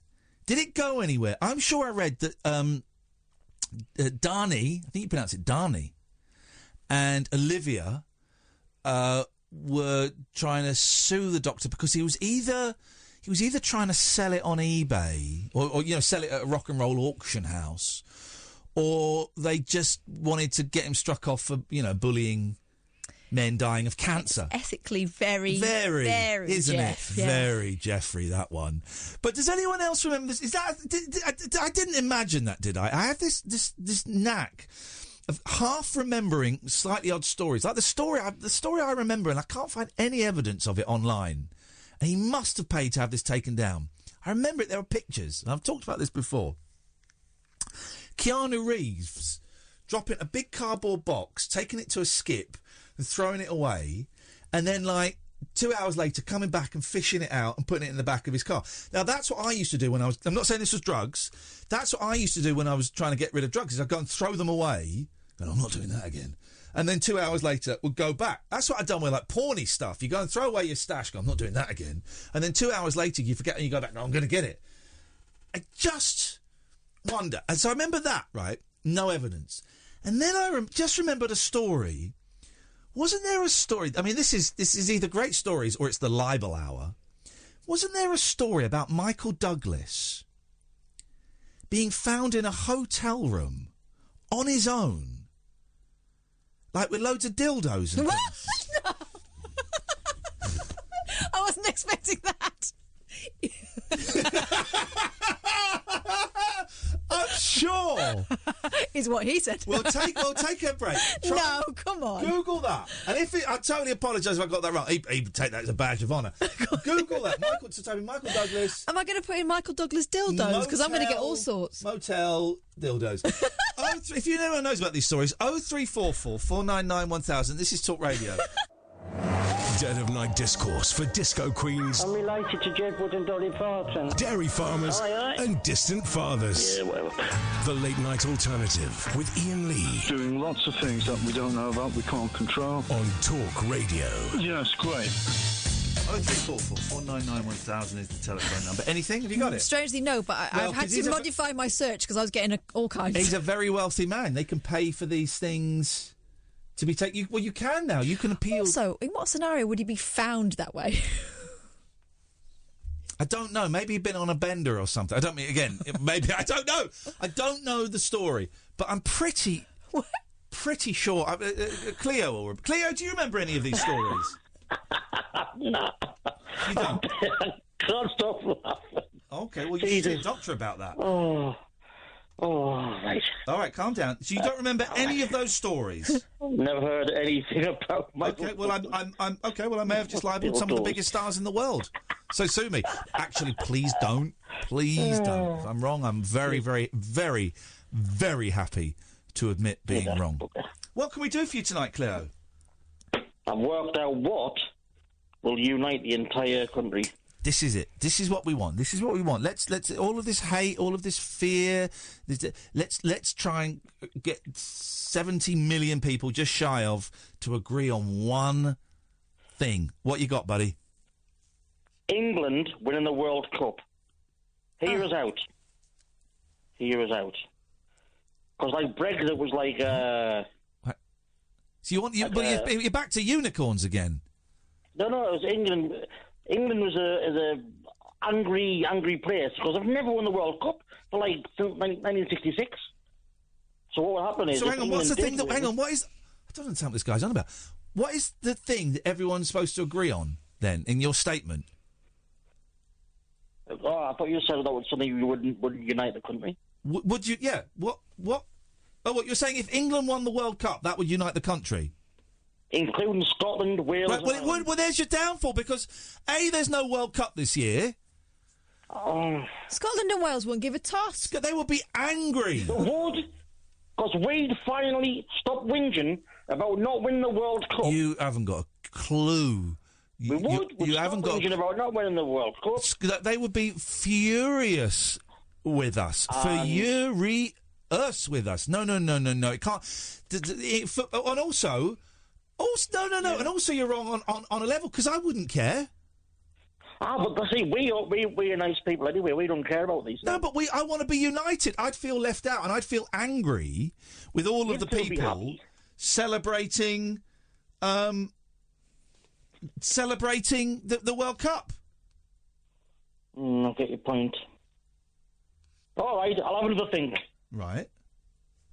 But have a think. We're not going to listen to your think live. Oh,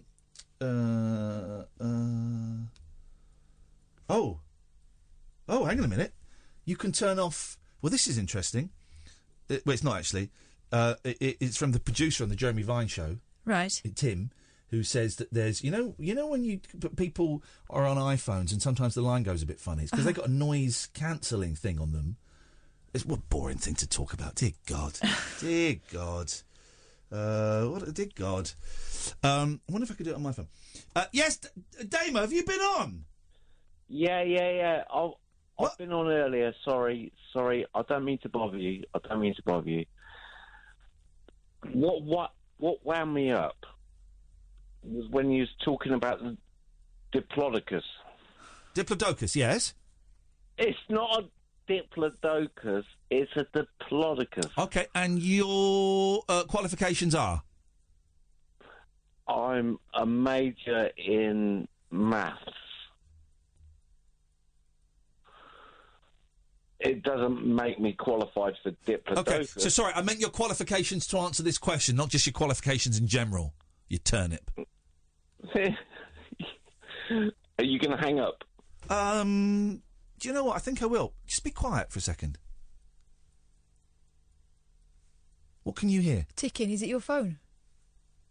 You've got a timer on, remember? Oh, that's nuts, man. I thought we were in trouble then.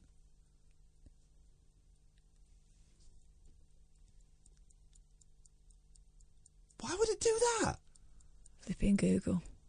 Absolutely. Hey, Google, can you turn the ticking off, please? Not on your Nelly. I'm always happy when I'm chatting to you. Jesus. I'm going to put with this. She thinks you're saying you're ticked off. I'm totally going to bring back the cuckoo clock. I'm bringing back the cuckoo clock because my nan had one and it was a joy going around there and watching it come out. And if we missed it, they would... Sometimes my dad would be naughty and would wind the clock forward, but it was always a joy. Or sometimes someone would say, the cuckoo clock, I think, was in the kitchen. And so someone would say, 10 minutes to, you better go and keep an eye on that clock. And you would go, me and my sister would go and stand and look at the clock for 10 minutes. I still love them waiting for it to come out. But isn't it going to be annoying at night time? Because it'll still be going. There must... you can lock the door, can't you? Can you? Yeah, I think... Have I got this right? Wouldn't it be banging to get out? I think you... I think you can lock the door and it stops it activating. We've got to stop the show because we're just getting some breaking news. Some breaking news. There was a true hotel and dildo story about actor Don Johnson in 2006. He said he was testing them for a film role.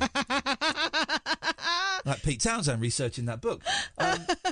It's the old, thank God you're here. So can you type in Don Johnson and dildos? See what comes up? Oh, God. 03444991000. This is Talk Radio. Tales of mystery and imagination on the radio show that does things differently. Dolly Parton, I listen to a record all day long. The Late Night Alternative with Iain Lee. I'm a nut job, but not that kind of nut job. On Talk Radio. Honest to God, it's the new Breaking Bad. Oh, no. 03444991000. It's funny how many of Limmy's fans are unable to to spot, admittedly, quite a weak joke, but a joke nonetheless. It's Twitter, isn't it? These people follow a guy who regularly trolls. You know, his whole purpose on Twitter is to troll. Anyway, it's a funny old world. Good evening, dear listener. Limmy will not be appearing on the show despite his promises. He said definitely. You don't get more definitive than definitely. It's the most definitive word in the English language. 0344 499 1000. You may have to apologise to Mr. Donald Johnson. Right. Well, I don't need to. That's Colm in Holm Beach. I can't find anything about it. Well, but again, another famous star can buy it off Google. Yeah, what I have found is, and what makes it confusing, is that there is a brand of marital aid made by a Doc Johnson. Okay. Don't know whether he's a real doctor. And it's not. Is it Don? Are they the same person? I don't think Don Johnson's medically qualified. Okay. But role play. Okay. Well, I'm convinced that someone who we will have seen in television or movies, who was big in the 70s or 80s or maybe in the 90s, owns more than one sex toy. Was found in a hotel room with a collection, but nobody else. Just that one person. That's what made the story. It was just him there, but no one else. And I don't know how they were found. Maybe that I don't know. Listen, it's sex with someone you love. Don't be ashamed. I am going to do some research when I get home. 0344 499 1000. Let's go to Greg. Good evening, Greg. Hello, Ian. And you, Catherine. Hello, Greg. Hello, Greg. It sounds like it could be the last phone call you ever make. What's going on? A bit croaky, sorry. I know, mate. Is this? You phoned up to tell us that you're going to give us all your money when you I die? haven't got much money, I can tell you, Ian. Hey, well, you can tell me, but I don't believe you. I've got a 3-year-old, so they're very expensive, aren't they? Yeah. Man alive. And here's the thing. It gets more expensive. Oh, God, no, please don't. Yes, mate. My 7-year-old's gone and grown out of all her clothes at once. Oh, my eldest just keeps... Every time I go, those are the trousers I bought you last month, yeah? They don't fit. I have to go and get more. Outrageous. It's incredible.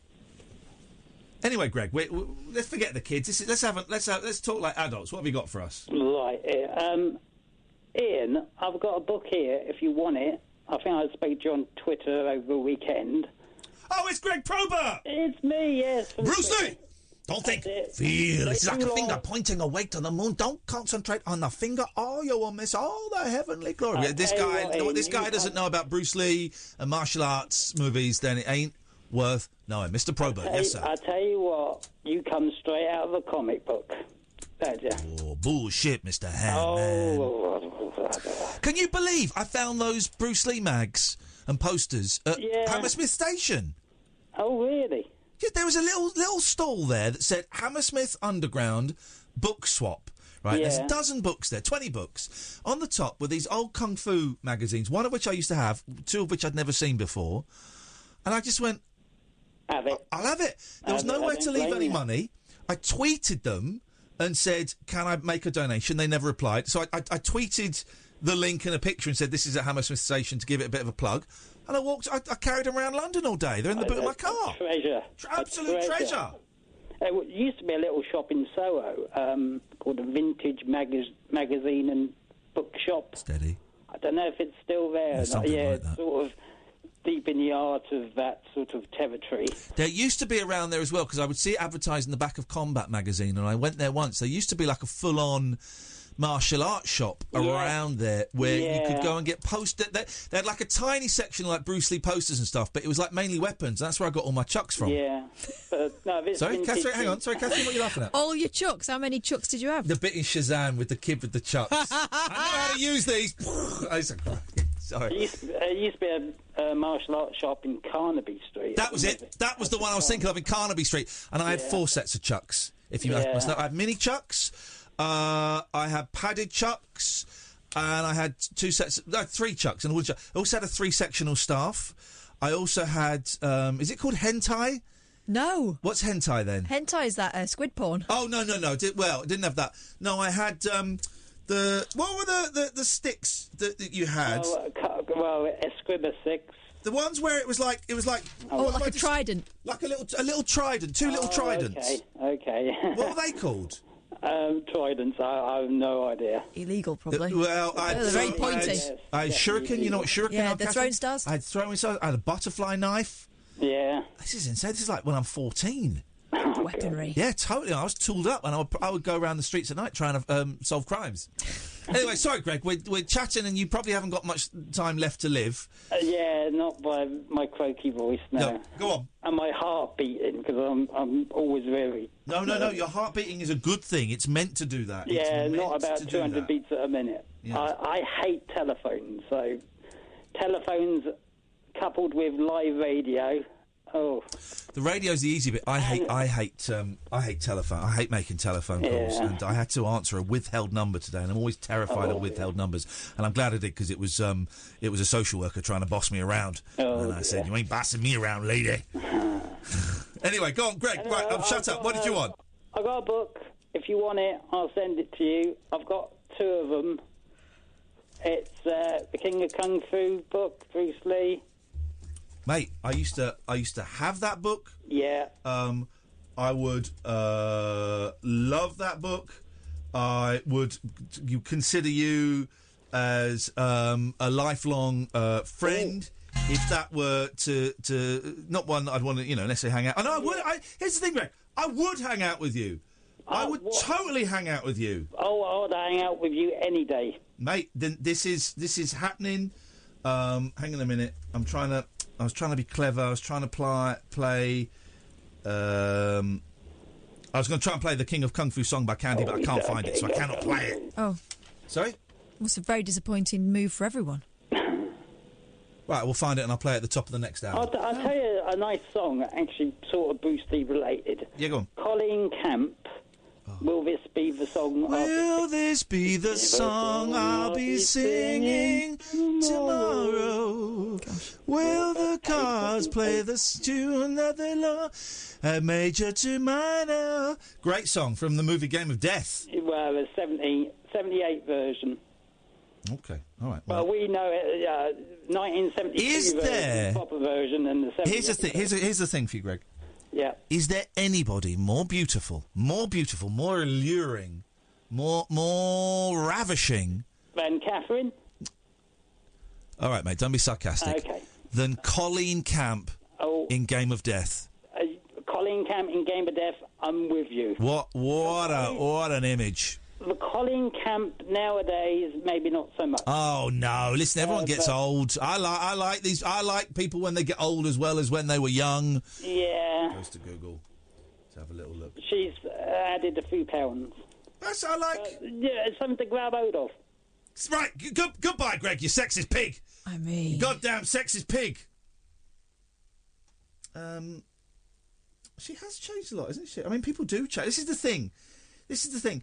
People do change, and because we now have the ability to look at someone when they were 22 and someone when they're 62, which we didn't really have before, it is. What else has she been in, Colleen Camp? Because she was in Bruce Lee. I think she was in. Was she in Clue? What was the film with Tim Curry where it was based on Cluedo? Was that called Clue? Yeah, was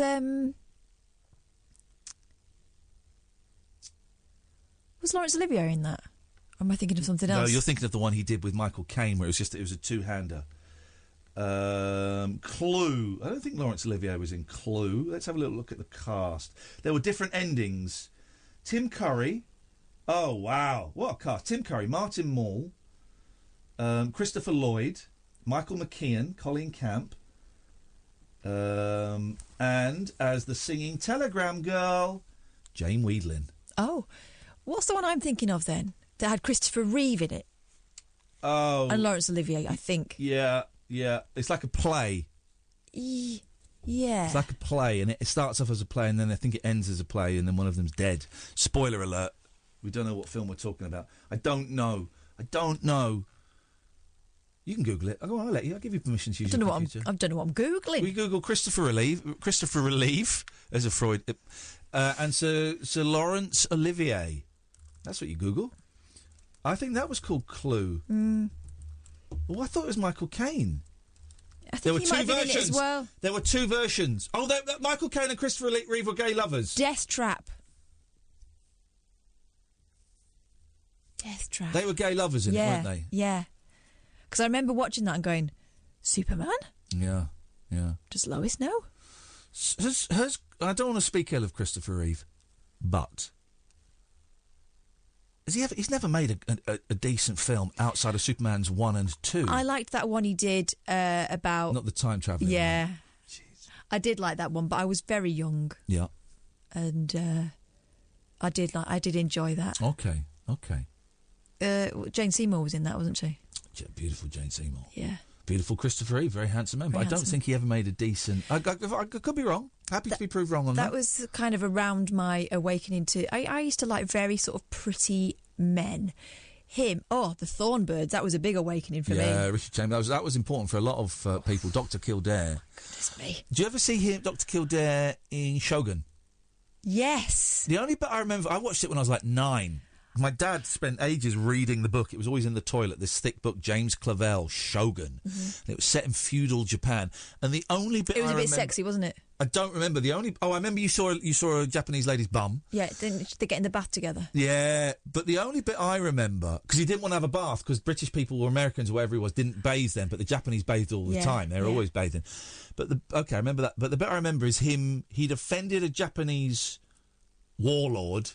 So he was thrown onto the ground and urinated on. Wow. Yeah, he's peed on. Why don't I remember that? Why do I remember that? Why is that locked?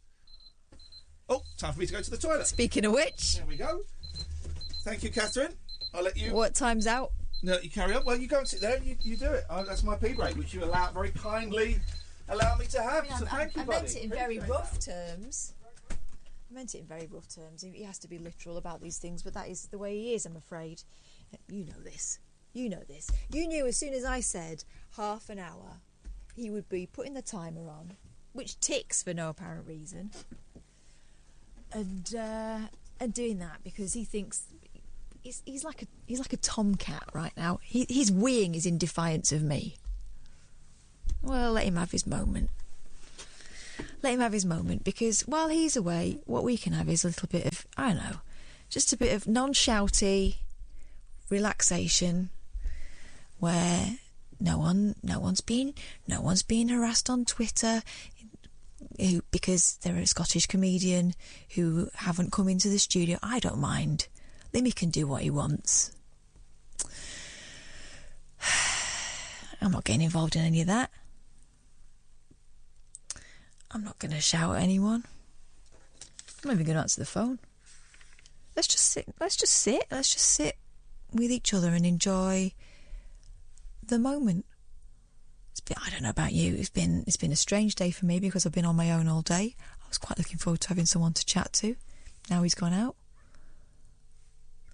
I just be back being by myself again. Quite nice.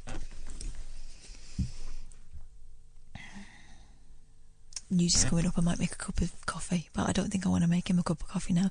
Now he's saying that that's all I'm good for. Or maybe I'll make him a special coffee, if you know what I mean.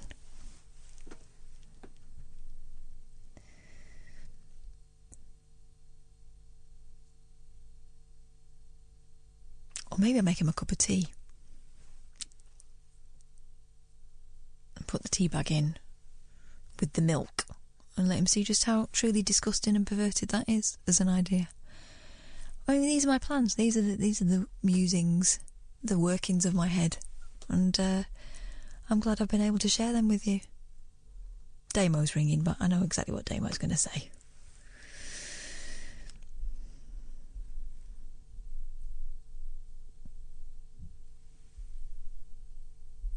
It's Sleuth with Michael Caine and Olivier, a classic that always comes on too late at night and you can't turn it off, says Spence in Portsmouth. Good point, Spence. Thanks for that.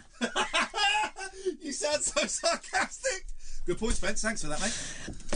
Anyway, it's coming up to my wee time, so if you want to give us a ring. I love your radio show so much. Honestly, I don't know if you give you a radio show. 03444991000. It's news. Oh. The Late Night Alternative with Iain Lee on Talk Radio. We have ways of making you talk. It's been 1 week since you looked at me. Cocked your head to the side and said I'm angry. 5 days since you laughed at me, saying get back together, come back and see me. 3 days since the living room. I realized I saw my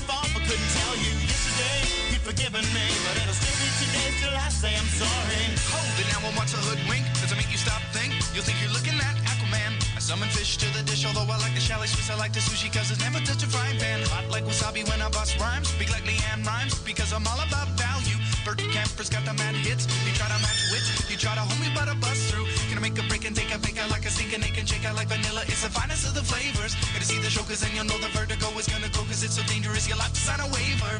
Can't I help it if I think you're funny when you're mad? Trying hard not to smile though I feel bad. I'm the kind of guy who laughs at a funeral. Can't understand what I mean, well you soon will. I have a tendency to wear my mind on my sleeve. I have a history of taking off my shirt. It's been 1 week since you looked at me. Threw your arms in the air and said you're crazy. 5 days since you tackled me. I still got the red burns on both my knees. It's been 3 days since the afternoon. You realize it's not my fault, but a moment too soon. Yesterday you'd forgiven me, and now I'll sit back and wait till you say you're sorry.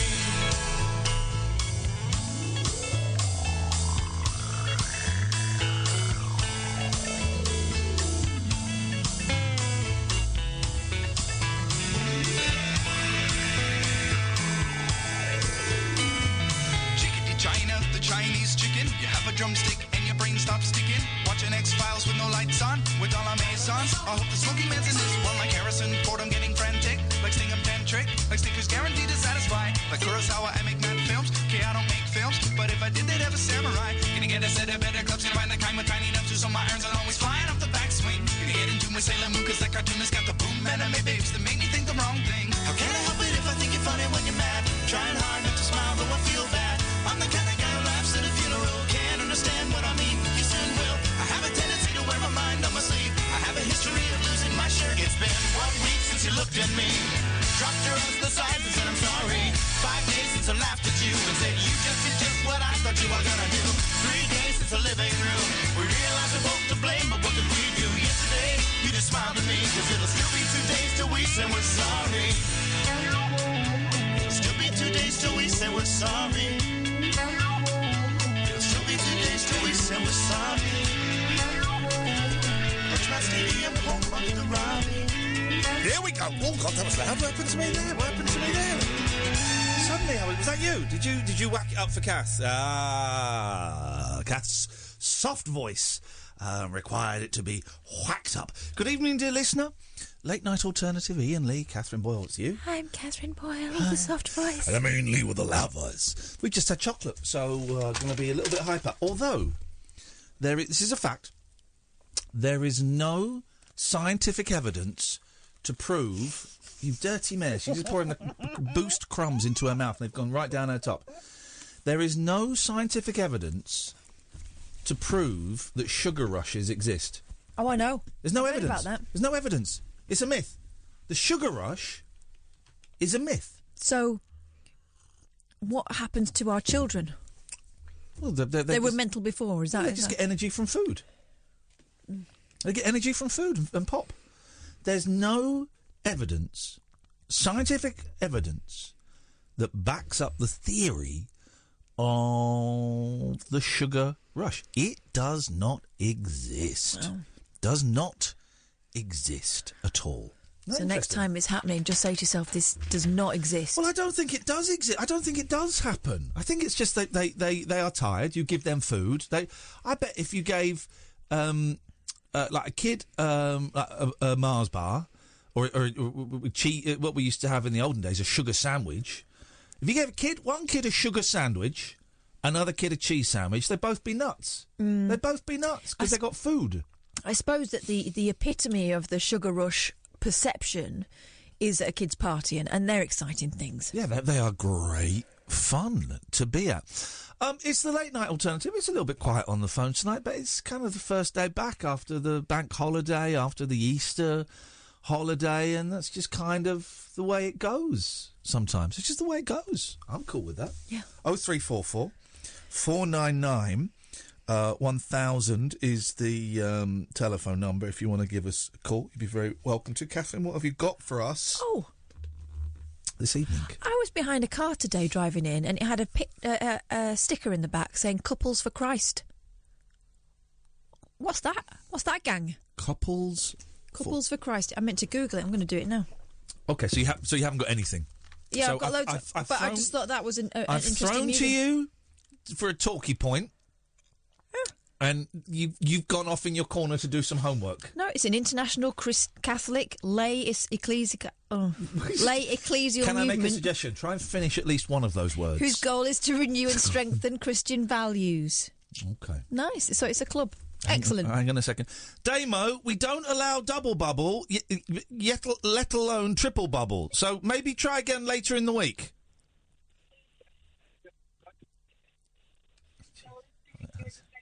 Damo? Thank you. He's put the phone down. Let's go to Katherine. Good evening, Katherine. Hiya. Just a couple of things. The Dustin Hoffman movies, were they Rain Man and Midnight Cowboy? Rain Man, thank you very much indeed. At last, someone who... Catherine doesn't even... The other Catherine doesn't even... No, Catherine he doesn't end up in a bus in Rain Man. Oh, Catherine 2 is correct. Catherine 1. You're Catherine 2 in this scenario, Catherine. All right. No, you're Catherine 1, Catherine. Oh, okay. Catherine 2... I've done it in order of... I've ranked you in order of who I like the most. Catherine... Right. Actually, sorry. Catherine 4... Wow. Enjoy laminating all those cards by yourself tomorrow. You're right. You're right. You're right. It's not Rain Man, Catherine 1. Catherine 5 is right. Ah.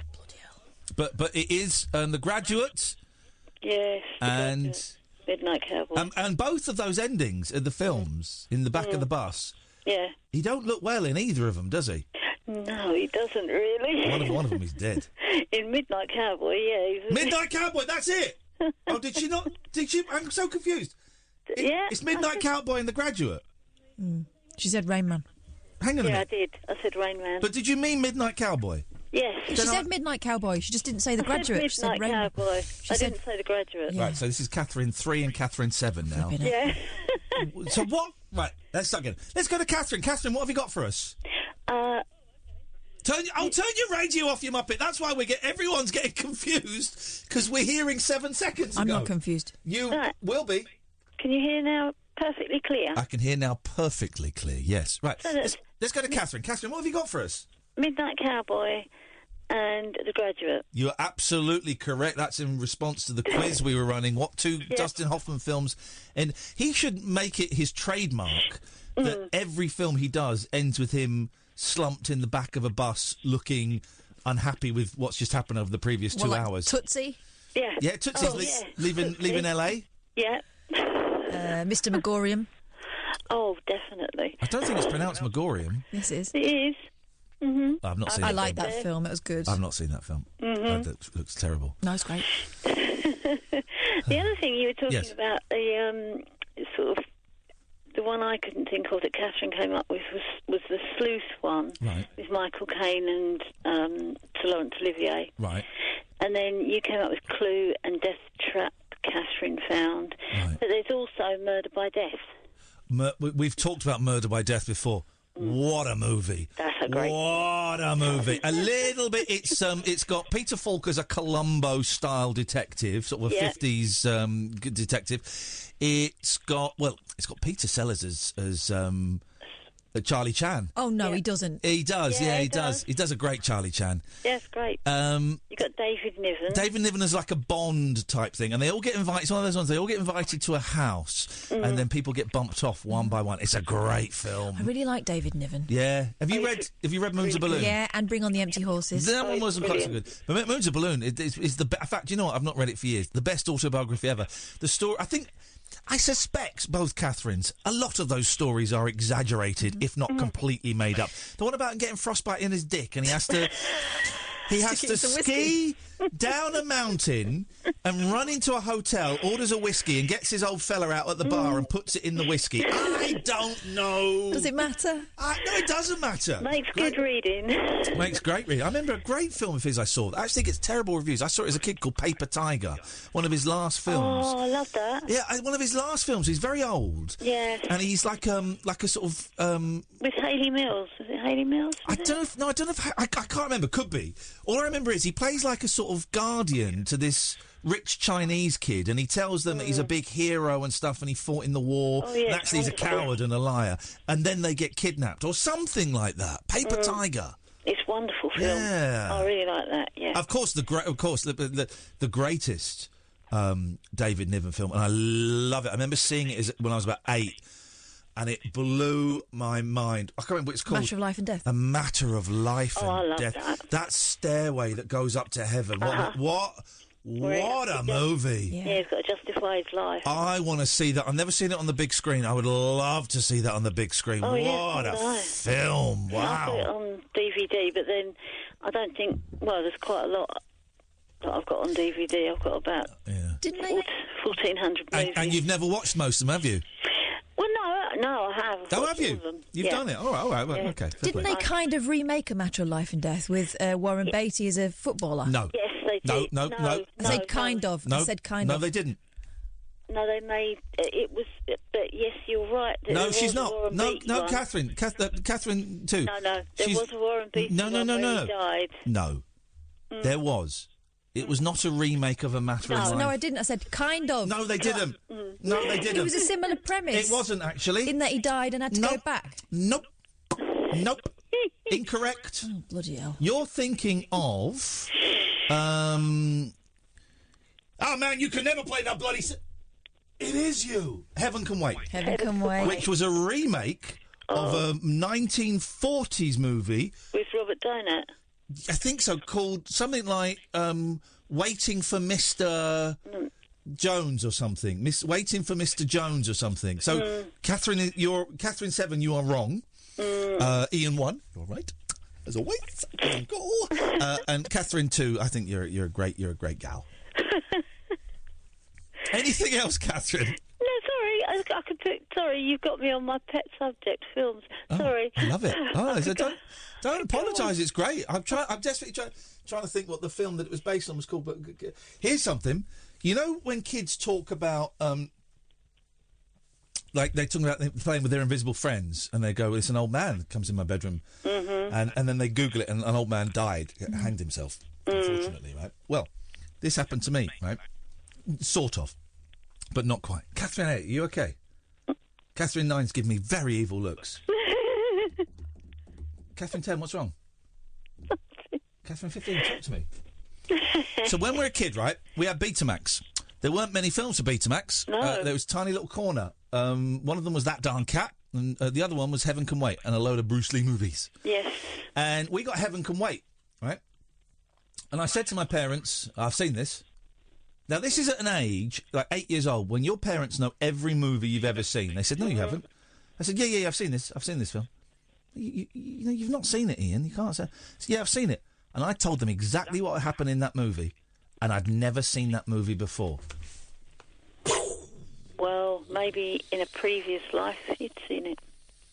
God, and that was your abiding memory of your previous life. What a boring life that must have been. Yeah, watching Heaven Can Wait. Catherine 37, wowzers. Wowzers. Anyway, I will leave you on that note. All right, I'm getting some real evils here, but thank you, Catherine. Nice to talk to you, at least. Damo, please stop calling tonight. Try later in the week, buddy. Iain, I just wanted to talk to you about my addiction problem. Okay, well, I tell you what, let's do it later in the week when you're a little bit sober. Because it's difficult to do it when you're a bit trashed, because I just don't think we're going to make any headway. But if you can stay straight tomorrow and give us a call, I'd love to talk to you about it, man, definitely. Yeah, I understand that, buddy. I understand that. Nice one, man. I know you do. I want to talk to straight Damo, not wasted Damo. Okay. All right. Okay, buddy. Take care. Speak to you tomorrow. I'll phone back tomorrow. Beautiful. Yeah. Thank you very much indeed. Good lad. Good lad. Catherine 276, what is wrong with you? Sorry, I completely forgotten your name. Iain 1. It's electric, it's eclectic, it's always rule-free. It's the late-night alternative with that man, Iain Lee. On Talk Radio. Just turn the microphones off for a second.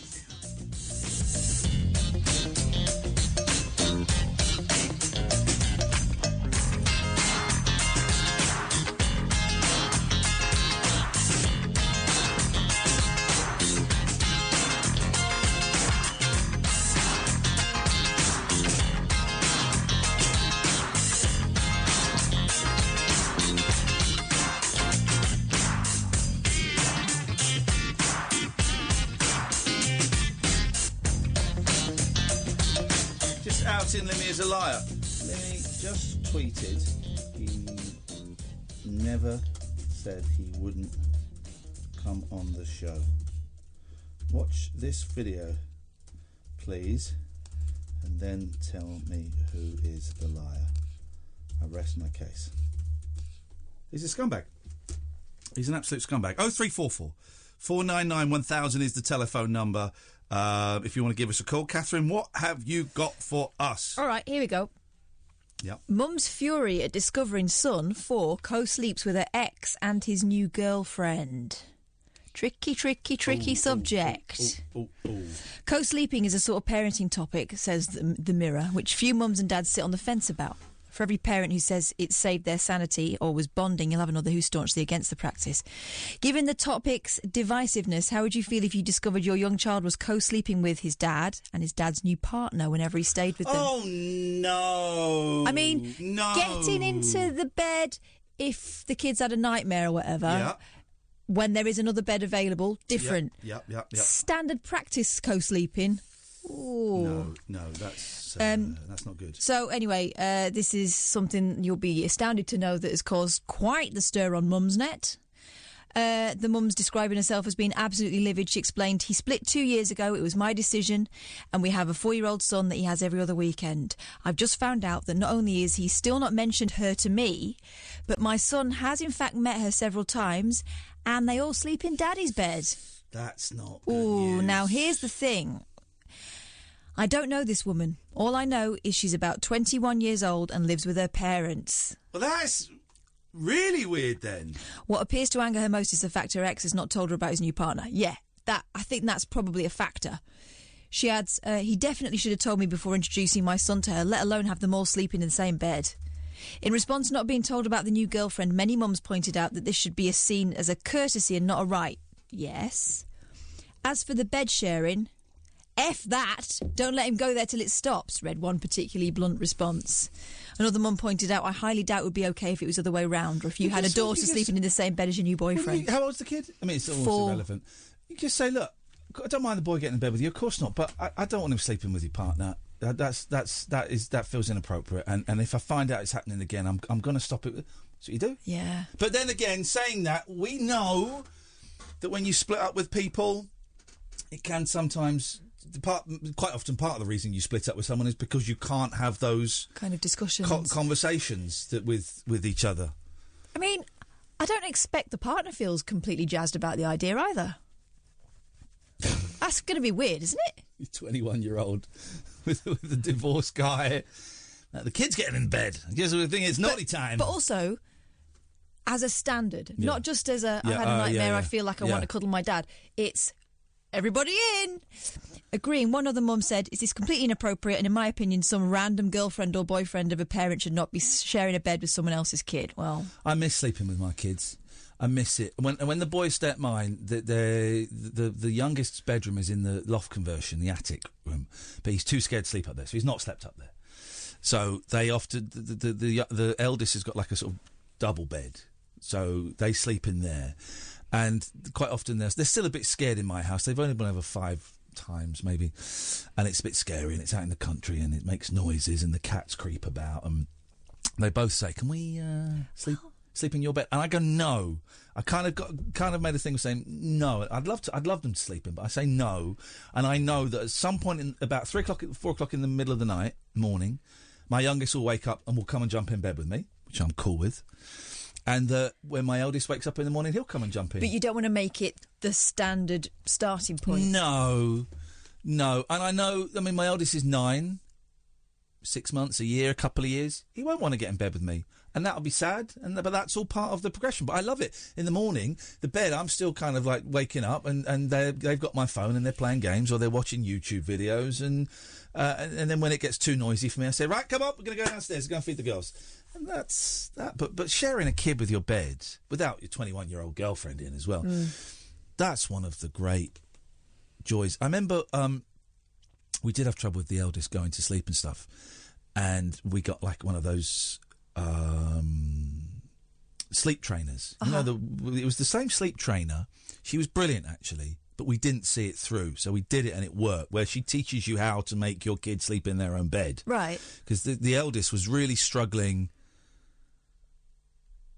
I mean, he was still sleeping in a cot, so that was young. And we would just, whenever we cry, we'd go and pick him up, and you're taught to leave it. Yeah. You're taught to leave him to cry for a minute, then you go in and you don't make eye contact, you just kind of soothe them, lay them down, then you go out and you go in after 2 minutes. Control and then crying. Yeah. And it worked. You know what? It totally worked. It worked after one night, and we had it for we had it for about a week, and then we just broke and we couldn't do it. But she was the same one that trained the girl with the eyes, Emma Willis and her baby, a woman called Chris. She was brilliant, absolutely brilliant. But then part of me just thought, I don't have a problem with them being in the bed because they're not going to want to. They're not going to want to do it. Yeah, it's all right if I got to get up early, which I did at the time. I think I didn't at the time. You got to get up early. Okay, well I'll go and sleep in the spare room. But I miss the kids sleeping in the bed. Yeah. It's one of the great joys. If you're always told you've got to get them in their own bed. Nah, keep them in your bed for as long as you can. Whenever my youngest decides that she wants to get in bed with us, though, it is a bit of a thing because my husband doesn't appreciate having to share. Yeah. And I do find myself being the one that's kind of the defender because she does like to stretch out. Oh, they turn around. Yeah, and they go horizontal. And you end up sort of perched on the end of the bed while they're like starfishing. Well, go and get in her bed. I can't really. Why? Well, it's a bunk bed. Yeah. Is she top or bottom? Bottom. Oh, that's a shame. Yeah, I get it. And she's got half a Toys R Us in there with her. I would, if I couldn't sleep and then my wife and the kid were asleep, I'd go and get in the kids' bed. Fine, I'll go and sleep on the sofa. I don't mind. I can sleep anywhere. So, it works out all right. And it doesn't happen so often anymore. My youngest is 7 now. And actually, I quite like it when she comes in for a snuggle because it's not all the time. But, although my kids have had nits a lot recently, so I will not let heads... So, get your head off me, I don't want nits.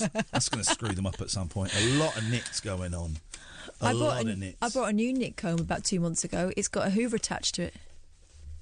I can't work. That sounds like a gimmick. It does work. And you empty it out at the end and you can see them all. CJ's in a lot of the papers. CJ Demouy, who we had on the show, for kind of not great reasons, he tweeted that he's got AIDS and he's dying. Well, he was very thin when we saw him. Yeah.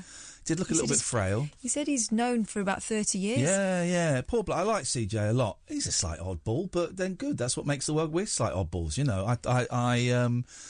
I really enjoyed talking to him. We'll get him in again at some point and see if there's any developments. But he's done a crowdfunding he's got no money. It's a really sad story. Anyway, that's not what we're talking about. Anyway, CJ sent me a very nice email the other week when I went nuts. Just so I got a lot of time for that guy. Anyway, 0344 499 1000. A car owner who rowed with a garage about repairs on his £110,000 Audi. £110,000 for a car. Found graffiti mocking his willy size hidden inside a bumper. Dan Bartlett, 42, returned his R8 3 times to the Audi dealer, claiming they damaged a bumper and a dashboard. When he removed the bumper 18 months later to do some repairs himself, he found the hidden rude messages. One read, "If only my penis was as penis-shaped as my car." A second said, I love the C word for Willie. Yeah. And my one is tiny. 2 others said, I am a dick. And I have a tiny dick. That is why I drive fast. I mean... Gosh. It's hardly kind of Oscar Wilde, is it? Company boss Dan has now reported Sightner Audi of Reading to police, claiming it was criminal damage. Come on. Dan said, at first I laughed because it was quite funny, but that soon turned to anger when I thought I could get some money out of them. But that soon turned to anger that they could do this. This isn't a cheap runaround. They damaged the car and thought they'd get away with it. On the inside of the bumper that you can only see when you take the bumper off. The married dad of 6 splashed out on the second-hand 205 miles per hour sports car after a test drive. But when he went to pick it up weeks later, he found paintwork on the rear bumper damaged and the dashboard and an alloy wheel scratched. Dan returned the car 3 times before the bumper was finally sprayed to his satisfaction. He said finding the secret messages was the final straw. He added, "I can't believe this is how they treat customers." Audi said, "We apologise for any upset. An investigation is ongoing. Lessons will be learned." 0344 499 1000. This, dear listener, is Talk Radio. Experience the unconventional. Evening, boss. The unpredictable. What's happening? And the completely unorthodox. Exactly. With rule-free Iain Lee. The Late Night Alternative with Iain Lee. I've got no internet for the last 4 days. On Talk Radio. 0344 499 1000 is the telephone number. It's so funny how so many of Limmy's fans don't get when they're being trolled. And everyone that calls me a C-word, I'm just reporting them. Great times, great times. Shit, it's 12:30. I know. So how do you think it was? 11:30. I'm thinking, God, this is hard. We're really having to... There's not many calls. We've really got another hour and a half. No. We're nearly done! Yes, mate! Get in there! Honest to God, I swear I thought it was 11:30, and I was thinking, what, we got another 90 minutes of this, Rob? Oh, this is brilliant! Time flies. Give me hope, Joanna, give me hope, Joanna, give me hope, Joanna, till the morning come, give me hope, Joanna, give me hope, Joanna, give me hope, till the morning come, bam, bam, bam, bam, yay! Eddie Grant was a refined... Well, Eddie Grant. Yeah. Name... Electric Avenue. 3 Eddie Grant hits. I don't wanna dance with your baby no more. I never knew something could hurt so much. Oh, about the feet. All right, name 4 Eddie Grant hits. Because I've got a great one. Right, so that one. Hope Joanna. Yep. Electric Avenue. Down in the street there is violence. Yep. We're gonna rock down to Electric Avenue. I'm such a good mood. There's only half an hour of the show left. As I suspect most of the listeners are as well. Wasn't there a love song? It's a big hit. Go on. Baby, come back. Wasn't that Shakademus and Pliers? No, that was. Biddy bye bye bye bye. Biddy bye bye bye bye. I must admit I was a clown to be messing you around. You see the shoulder action. No, that was the Equals. He was in the Equals. Oh. Baby, come back. With me bag of Sensi and my CD collection. This is what we're going to do. Is me and Katherine are going to black up and do ragga music. Yes, man. Let's do it. Let's do it. Oh, I like Eddie Grant. Well, I like those 4. I'm going to say Eddie Grant is 68. Google it. All right. How old do you think Eddie Grant is? I reckon he's 64. Oh no, because the Equals were in the 60s. Well. Okay, well let's see. Let's get Eddie Grant on the show. Hey, did you see who I messaged? I've messaged Sally Thompson to get her on the show. Oh, I saw it. I've got a story about her. Yeah. Yeah, isn't that funny? Yeah. Yeah. Well, no, it's not because we both saw the same story, and I messaged 71. her. 71 today, 71 today. Touch his bum. The key at the door. Never been 71 before. Father says you can do as you please. Shout hip hip hooray. Get Eddie Grant on the show. I want Eddie Grant on this show. You're the only person I know in the world who knows that song. Everyone knows that. My mum, because every time we have a happy birthday in our house, my mum will do like 3 other lesser-known birthday hits, and that's one of them. Everyone knows that. I'll tell you where I remember it from. Is you remember the guy, he's now an MEP, or he was, but he played a gay man on EastEnders, the first gay man. Oh, yeah. Colin. Mm-hmm. And he had a young boyfriend called Tony. Yeah. Young lad. Yeah. Tony or Barry or something. Barry, wasn't it? Maybe. Young lad, right? And they were lovers. And this was in the 80s when the gay age of consent was 21, right? Then one episode in the cafe that was owned by Ozcabs. Yeah. He comes in drunk. It's his birthday, the young lad. 21 today! 21 today! What did Sue say? Tony, the old gay guy who's now an MEP, went, but you mean you were under 21? I could have gone to prison for this. How dare you? How dare you? Oh, he was vibrant though, wasn't he? He was untamed. A sex worker claims her... Get Eddie Grant on the show. When's Tony Slattery coming on? Oh, yeah, that went quiet, didn't it? Oh. They said they're going to ask. So we'll find out. Oh, sorry. I just when I saw a tweet saying, yeah, Tony would love to come on, I thought that meant... Yeah, so I said, OK, here's the deal. And they went, right, we'll put it to him and get back. Right, OK, fine. Let's see. Let's see. Oh, so Tony would love to come on, but you're going to... Right, so Tony... Right, just don't... Hey. I want Tony Slattery on this show. Don't do a Limmy on this. I want Lawrence on this show. That's what I want. Good evening, Lawrence. Why?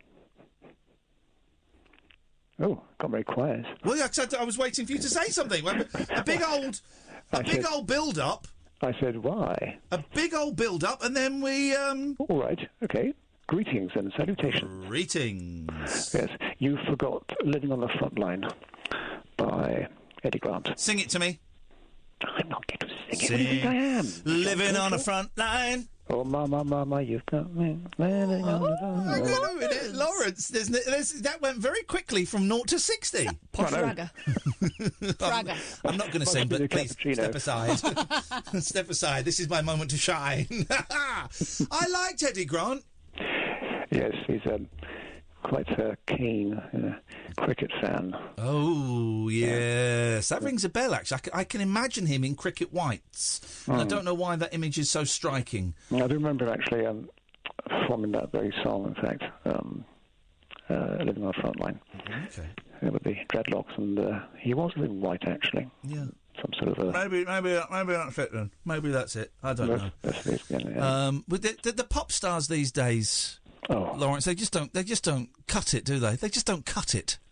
Scumbags, the lot of them. Well, I wouldn't go that far. No, I would. A-holes, I would call them. Oh, golly. Yes. What time is it? It's bedtime. No, I'm just wondering if it's after the watershed. Well, here's the thing: there is no watershed on the radio. Not on the radio. No, no. It's a weird law, which I think is no. It means you can't really swear at any point on the radio. You have to treat.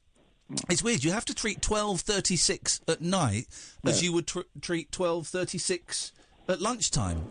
As though kids are listening. That's kind of the rule. Unless you're Radio 4, in which case, if you've got an afternoon play on at 2 o'clock, you can have Fs, Bs, and I've even heard a C. Oh, golly. Yes! No. We will not use that word. No, come on. It's, You've used that word. Never. I use it too much. I use the C word too much, and I'm really trying to clamp down on my swearing. And I'm really trying to use. We had both Katherine and I had cause to use the C word several times today, but I'm really trying to not use it. I think it's the 5th agreement in the 4 agreements. Don't use a C word. Don't drop a C bomb unless you really, really have to. Let me ask Katherine. You don't mind that your word being used? C word. I flinch. I think it's I think it has a very strong magic around it, that word. Yes, it does, doesn't it? But I also recognise that in some circumstances only that word will do. Oh golly, what circumstances? What sort of? When someone's been a proper. Oh, I see. No synonyms. Well, anyway, I know I don't use it very often. I try not to use it at all. Well, you used it several times today. You can be quite, what's the word, caustic. Yes. I mean, I think it does need to retain its power, and using it too much takes away from it somewhat. It comes with, as you will know, connotations. Yes. And political connotations, of course. It does. Yeah. The strange thing is that it comes from quaint. Have you heard this? Okay. How quaint. I learnt this in... how quainty. If you read Chaucer, I think it's the Miller's Tale, there is a particular person who is caught by the quaint. He caught her by the quaint, and it was, the start of an interlude in a stable. Is that the wife of Bath in her red stocking? Sure. Yeah. I think it's the miller's wife that gets caught by that, which is quite something. It makes you wonder how much purchase she could get. Maybe we were dragging behind her somewhat. Anyway, but apparently it comes from the same root as quang, which is like corner. Quang? Corner, because if a woman opens her legs, what's the corner? Quang. Yeah, there you go. Anyway, so it has kind of inauspicious roots, but yes, it's a very strong word, and it has powerful juju. Yeah. I'm still investigating. I've had another text saying that it was... No, not Eddie Grant. That it was Don Johnson caught in a hotel. Don Johnson? That name doesn't ring a bell. By the way, I Miami Vice. must apologise. I referred to Chakademus and Pliers earlier on, when actually, obviously, it was Pato Banton. Racist. Yes. Racist. Ian. Hello there. Yes, good evening, sir. Oh, good evening. Have you heard of Lizzo? Lizzo? I've heard of Lizzo. Was it Lizzo or Lizzo? Lizzo is the Lizzo showbiz Mazimba. reporter. Your showbiz reporter. I've not heard of Lizzo. No. There's an American sort of Texan singer, stroke rapper. Ooh. Yeah. I don't think that's Lizzo Mazimba. No, Lizzo. Look up Lizzo Juice. Lizzo Juice. Okay, I've got Lizzo Juice. Hang on, here we go. Let's have. Okay, well let's have. That's supposed to be rap, apparently. Okay, here we go. Well, let's have a listen. Hang on a minute. The internet's Let's hope there's no C-bombs. Well, no. Did you think really that this would be Lawrence's bag, man? Here we go. Lizzo Juice. Oh, I wouldn't think this would be Lawrence's bag.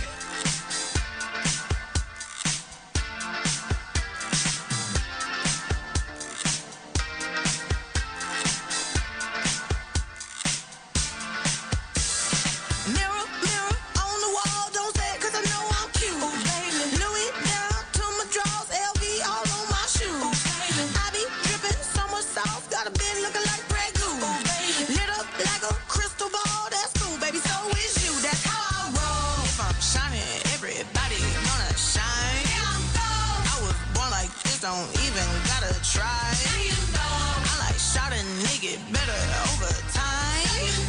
They just say I'm not the baddest bitch you like. That's brilliant. Yes. That's quite brilliant. I like the cut of her jib. I like that a lot. Now try this one. Put in Lizzo Juice bass cover. Lizzo Juice bass cover. All right, well, let's... Oh. Okay.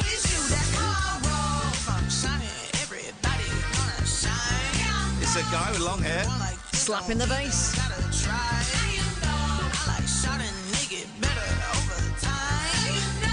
It's like G.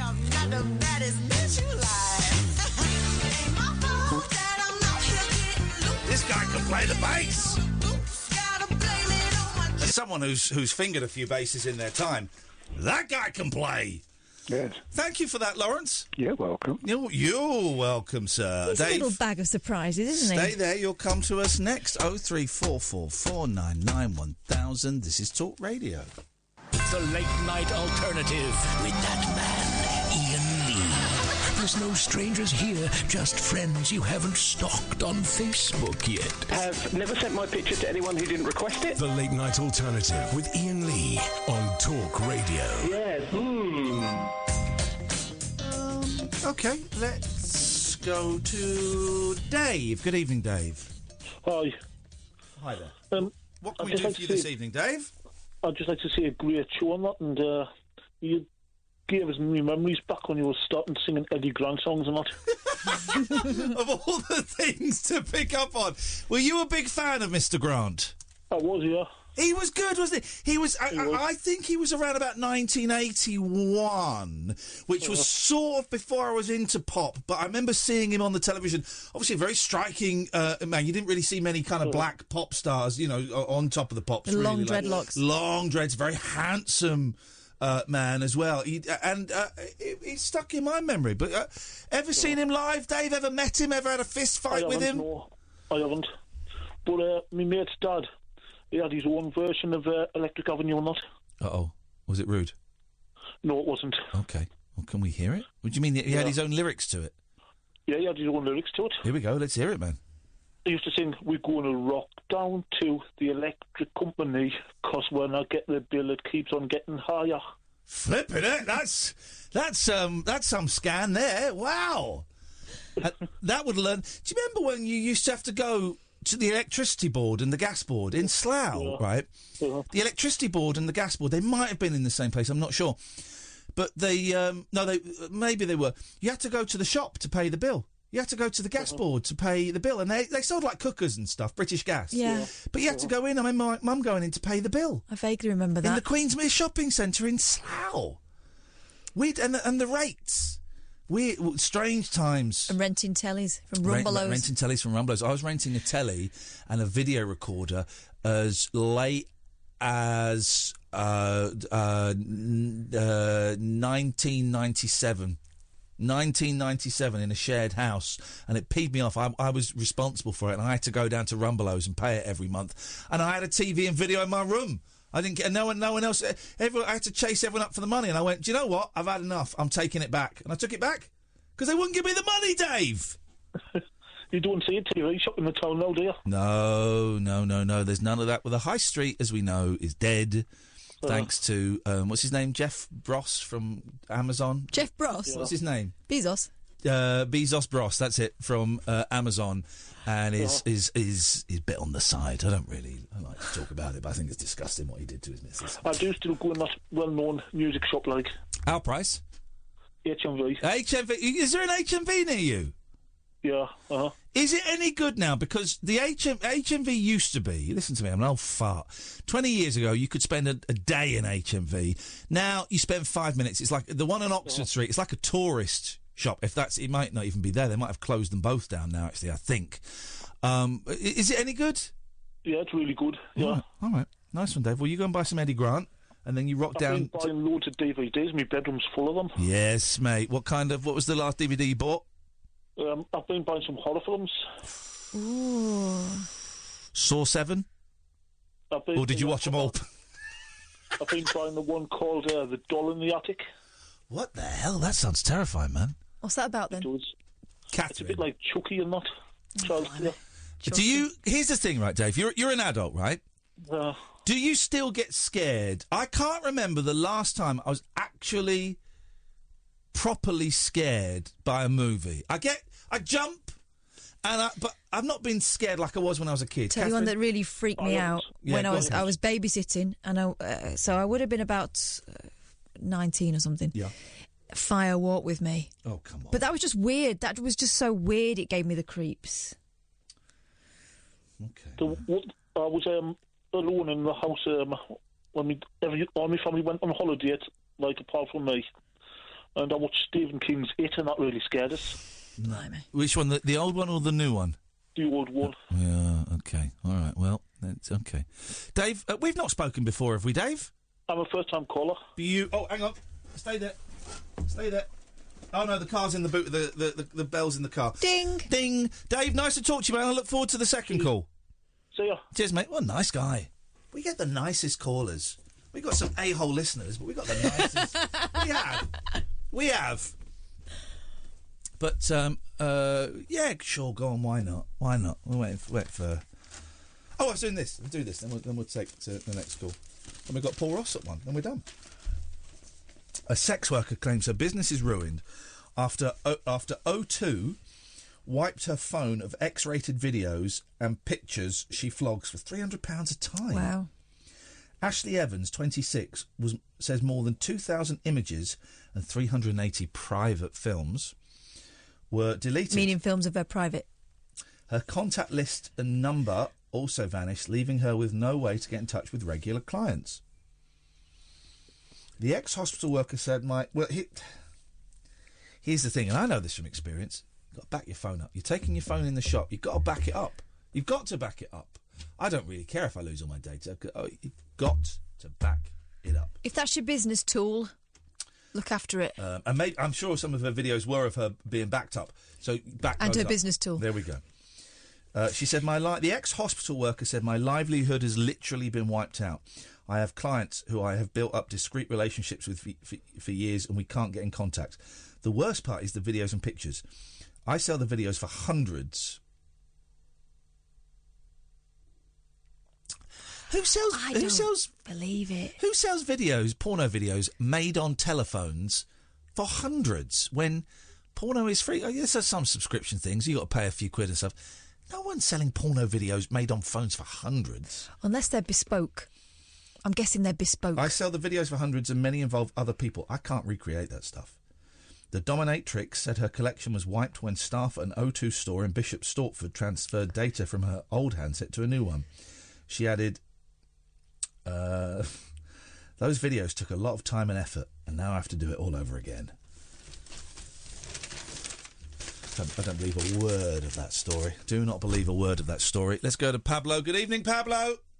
Hip hip, how do? Yeah, sir, what you got for us? Well, I'm willing to forgive the fact that I called up with some genuine facts last week and still didn't get a card, even though somebody after me called up with a fact that had already been given, and he managed to get one. You were out of time. Wasn't he out of time? I don't know. You were out of time. No, you asked me whilst I was talking, and I misheard, and I asked you to repeat yourself, and you said no. That's it. Well, as I say, you're obviously over it, Pablo. I'm over it. But what I'm thinking is there's some sort of bargain, something I can throw into the ring. I'm considering designing 2 bespoke Pablo's Vault of Horror cards for you and Kath that I'll send in exchange for 1 card. That's 2 for the price of 1. I'll get my daughter to draw the pictures. It'll be cute. What are you talking about, Pablo? God, I'm tired, and you're winding me up. What do you want?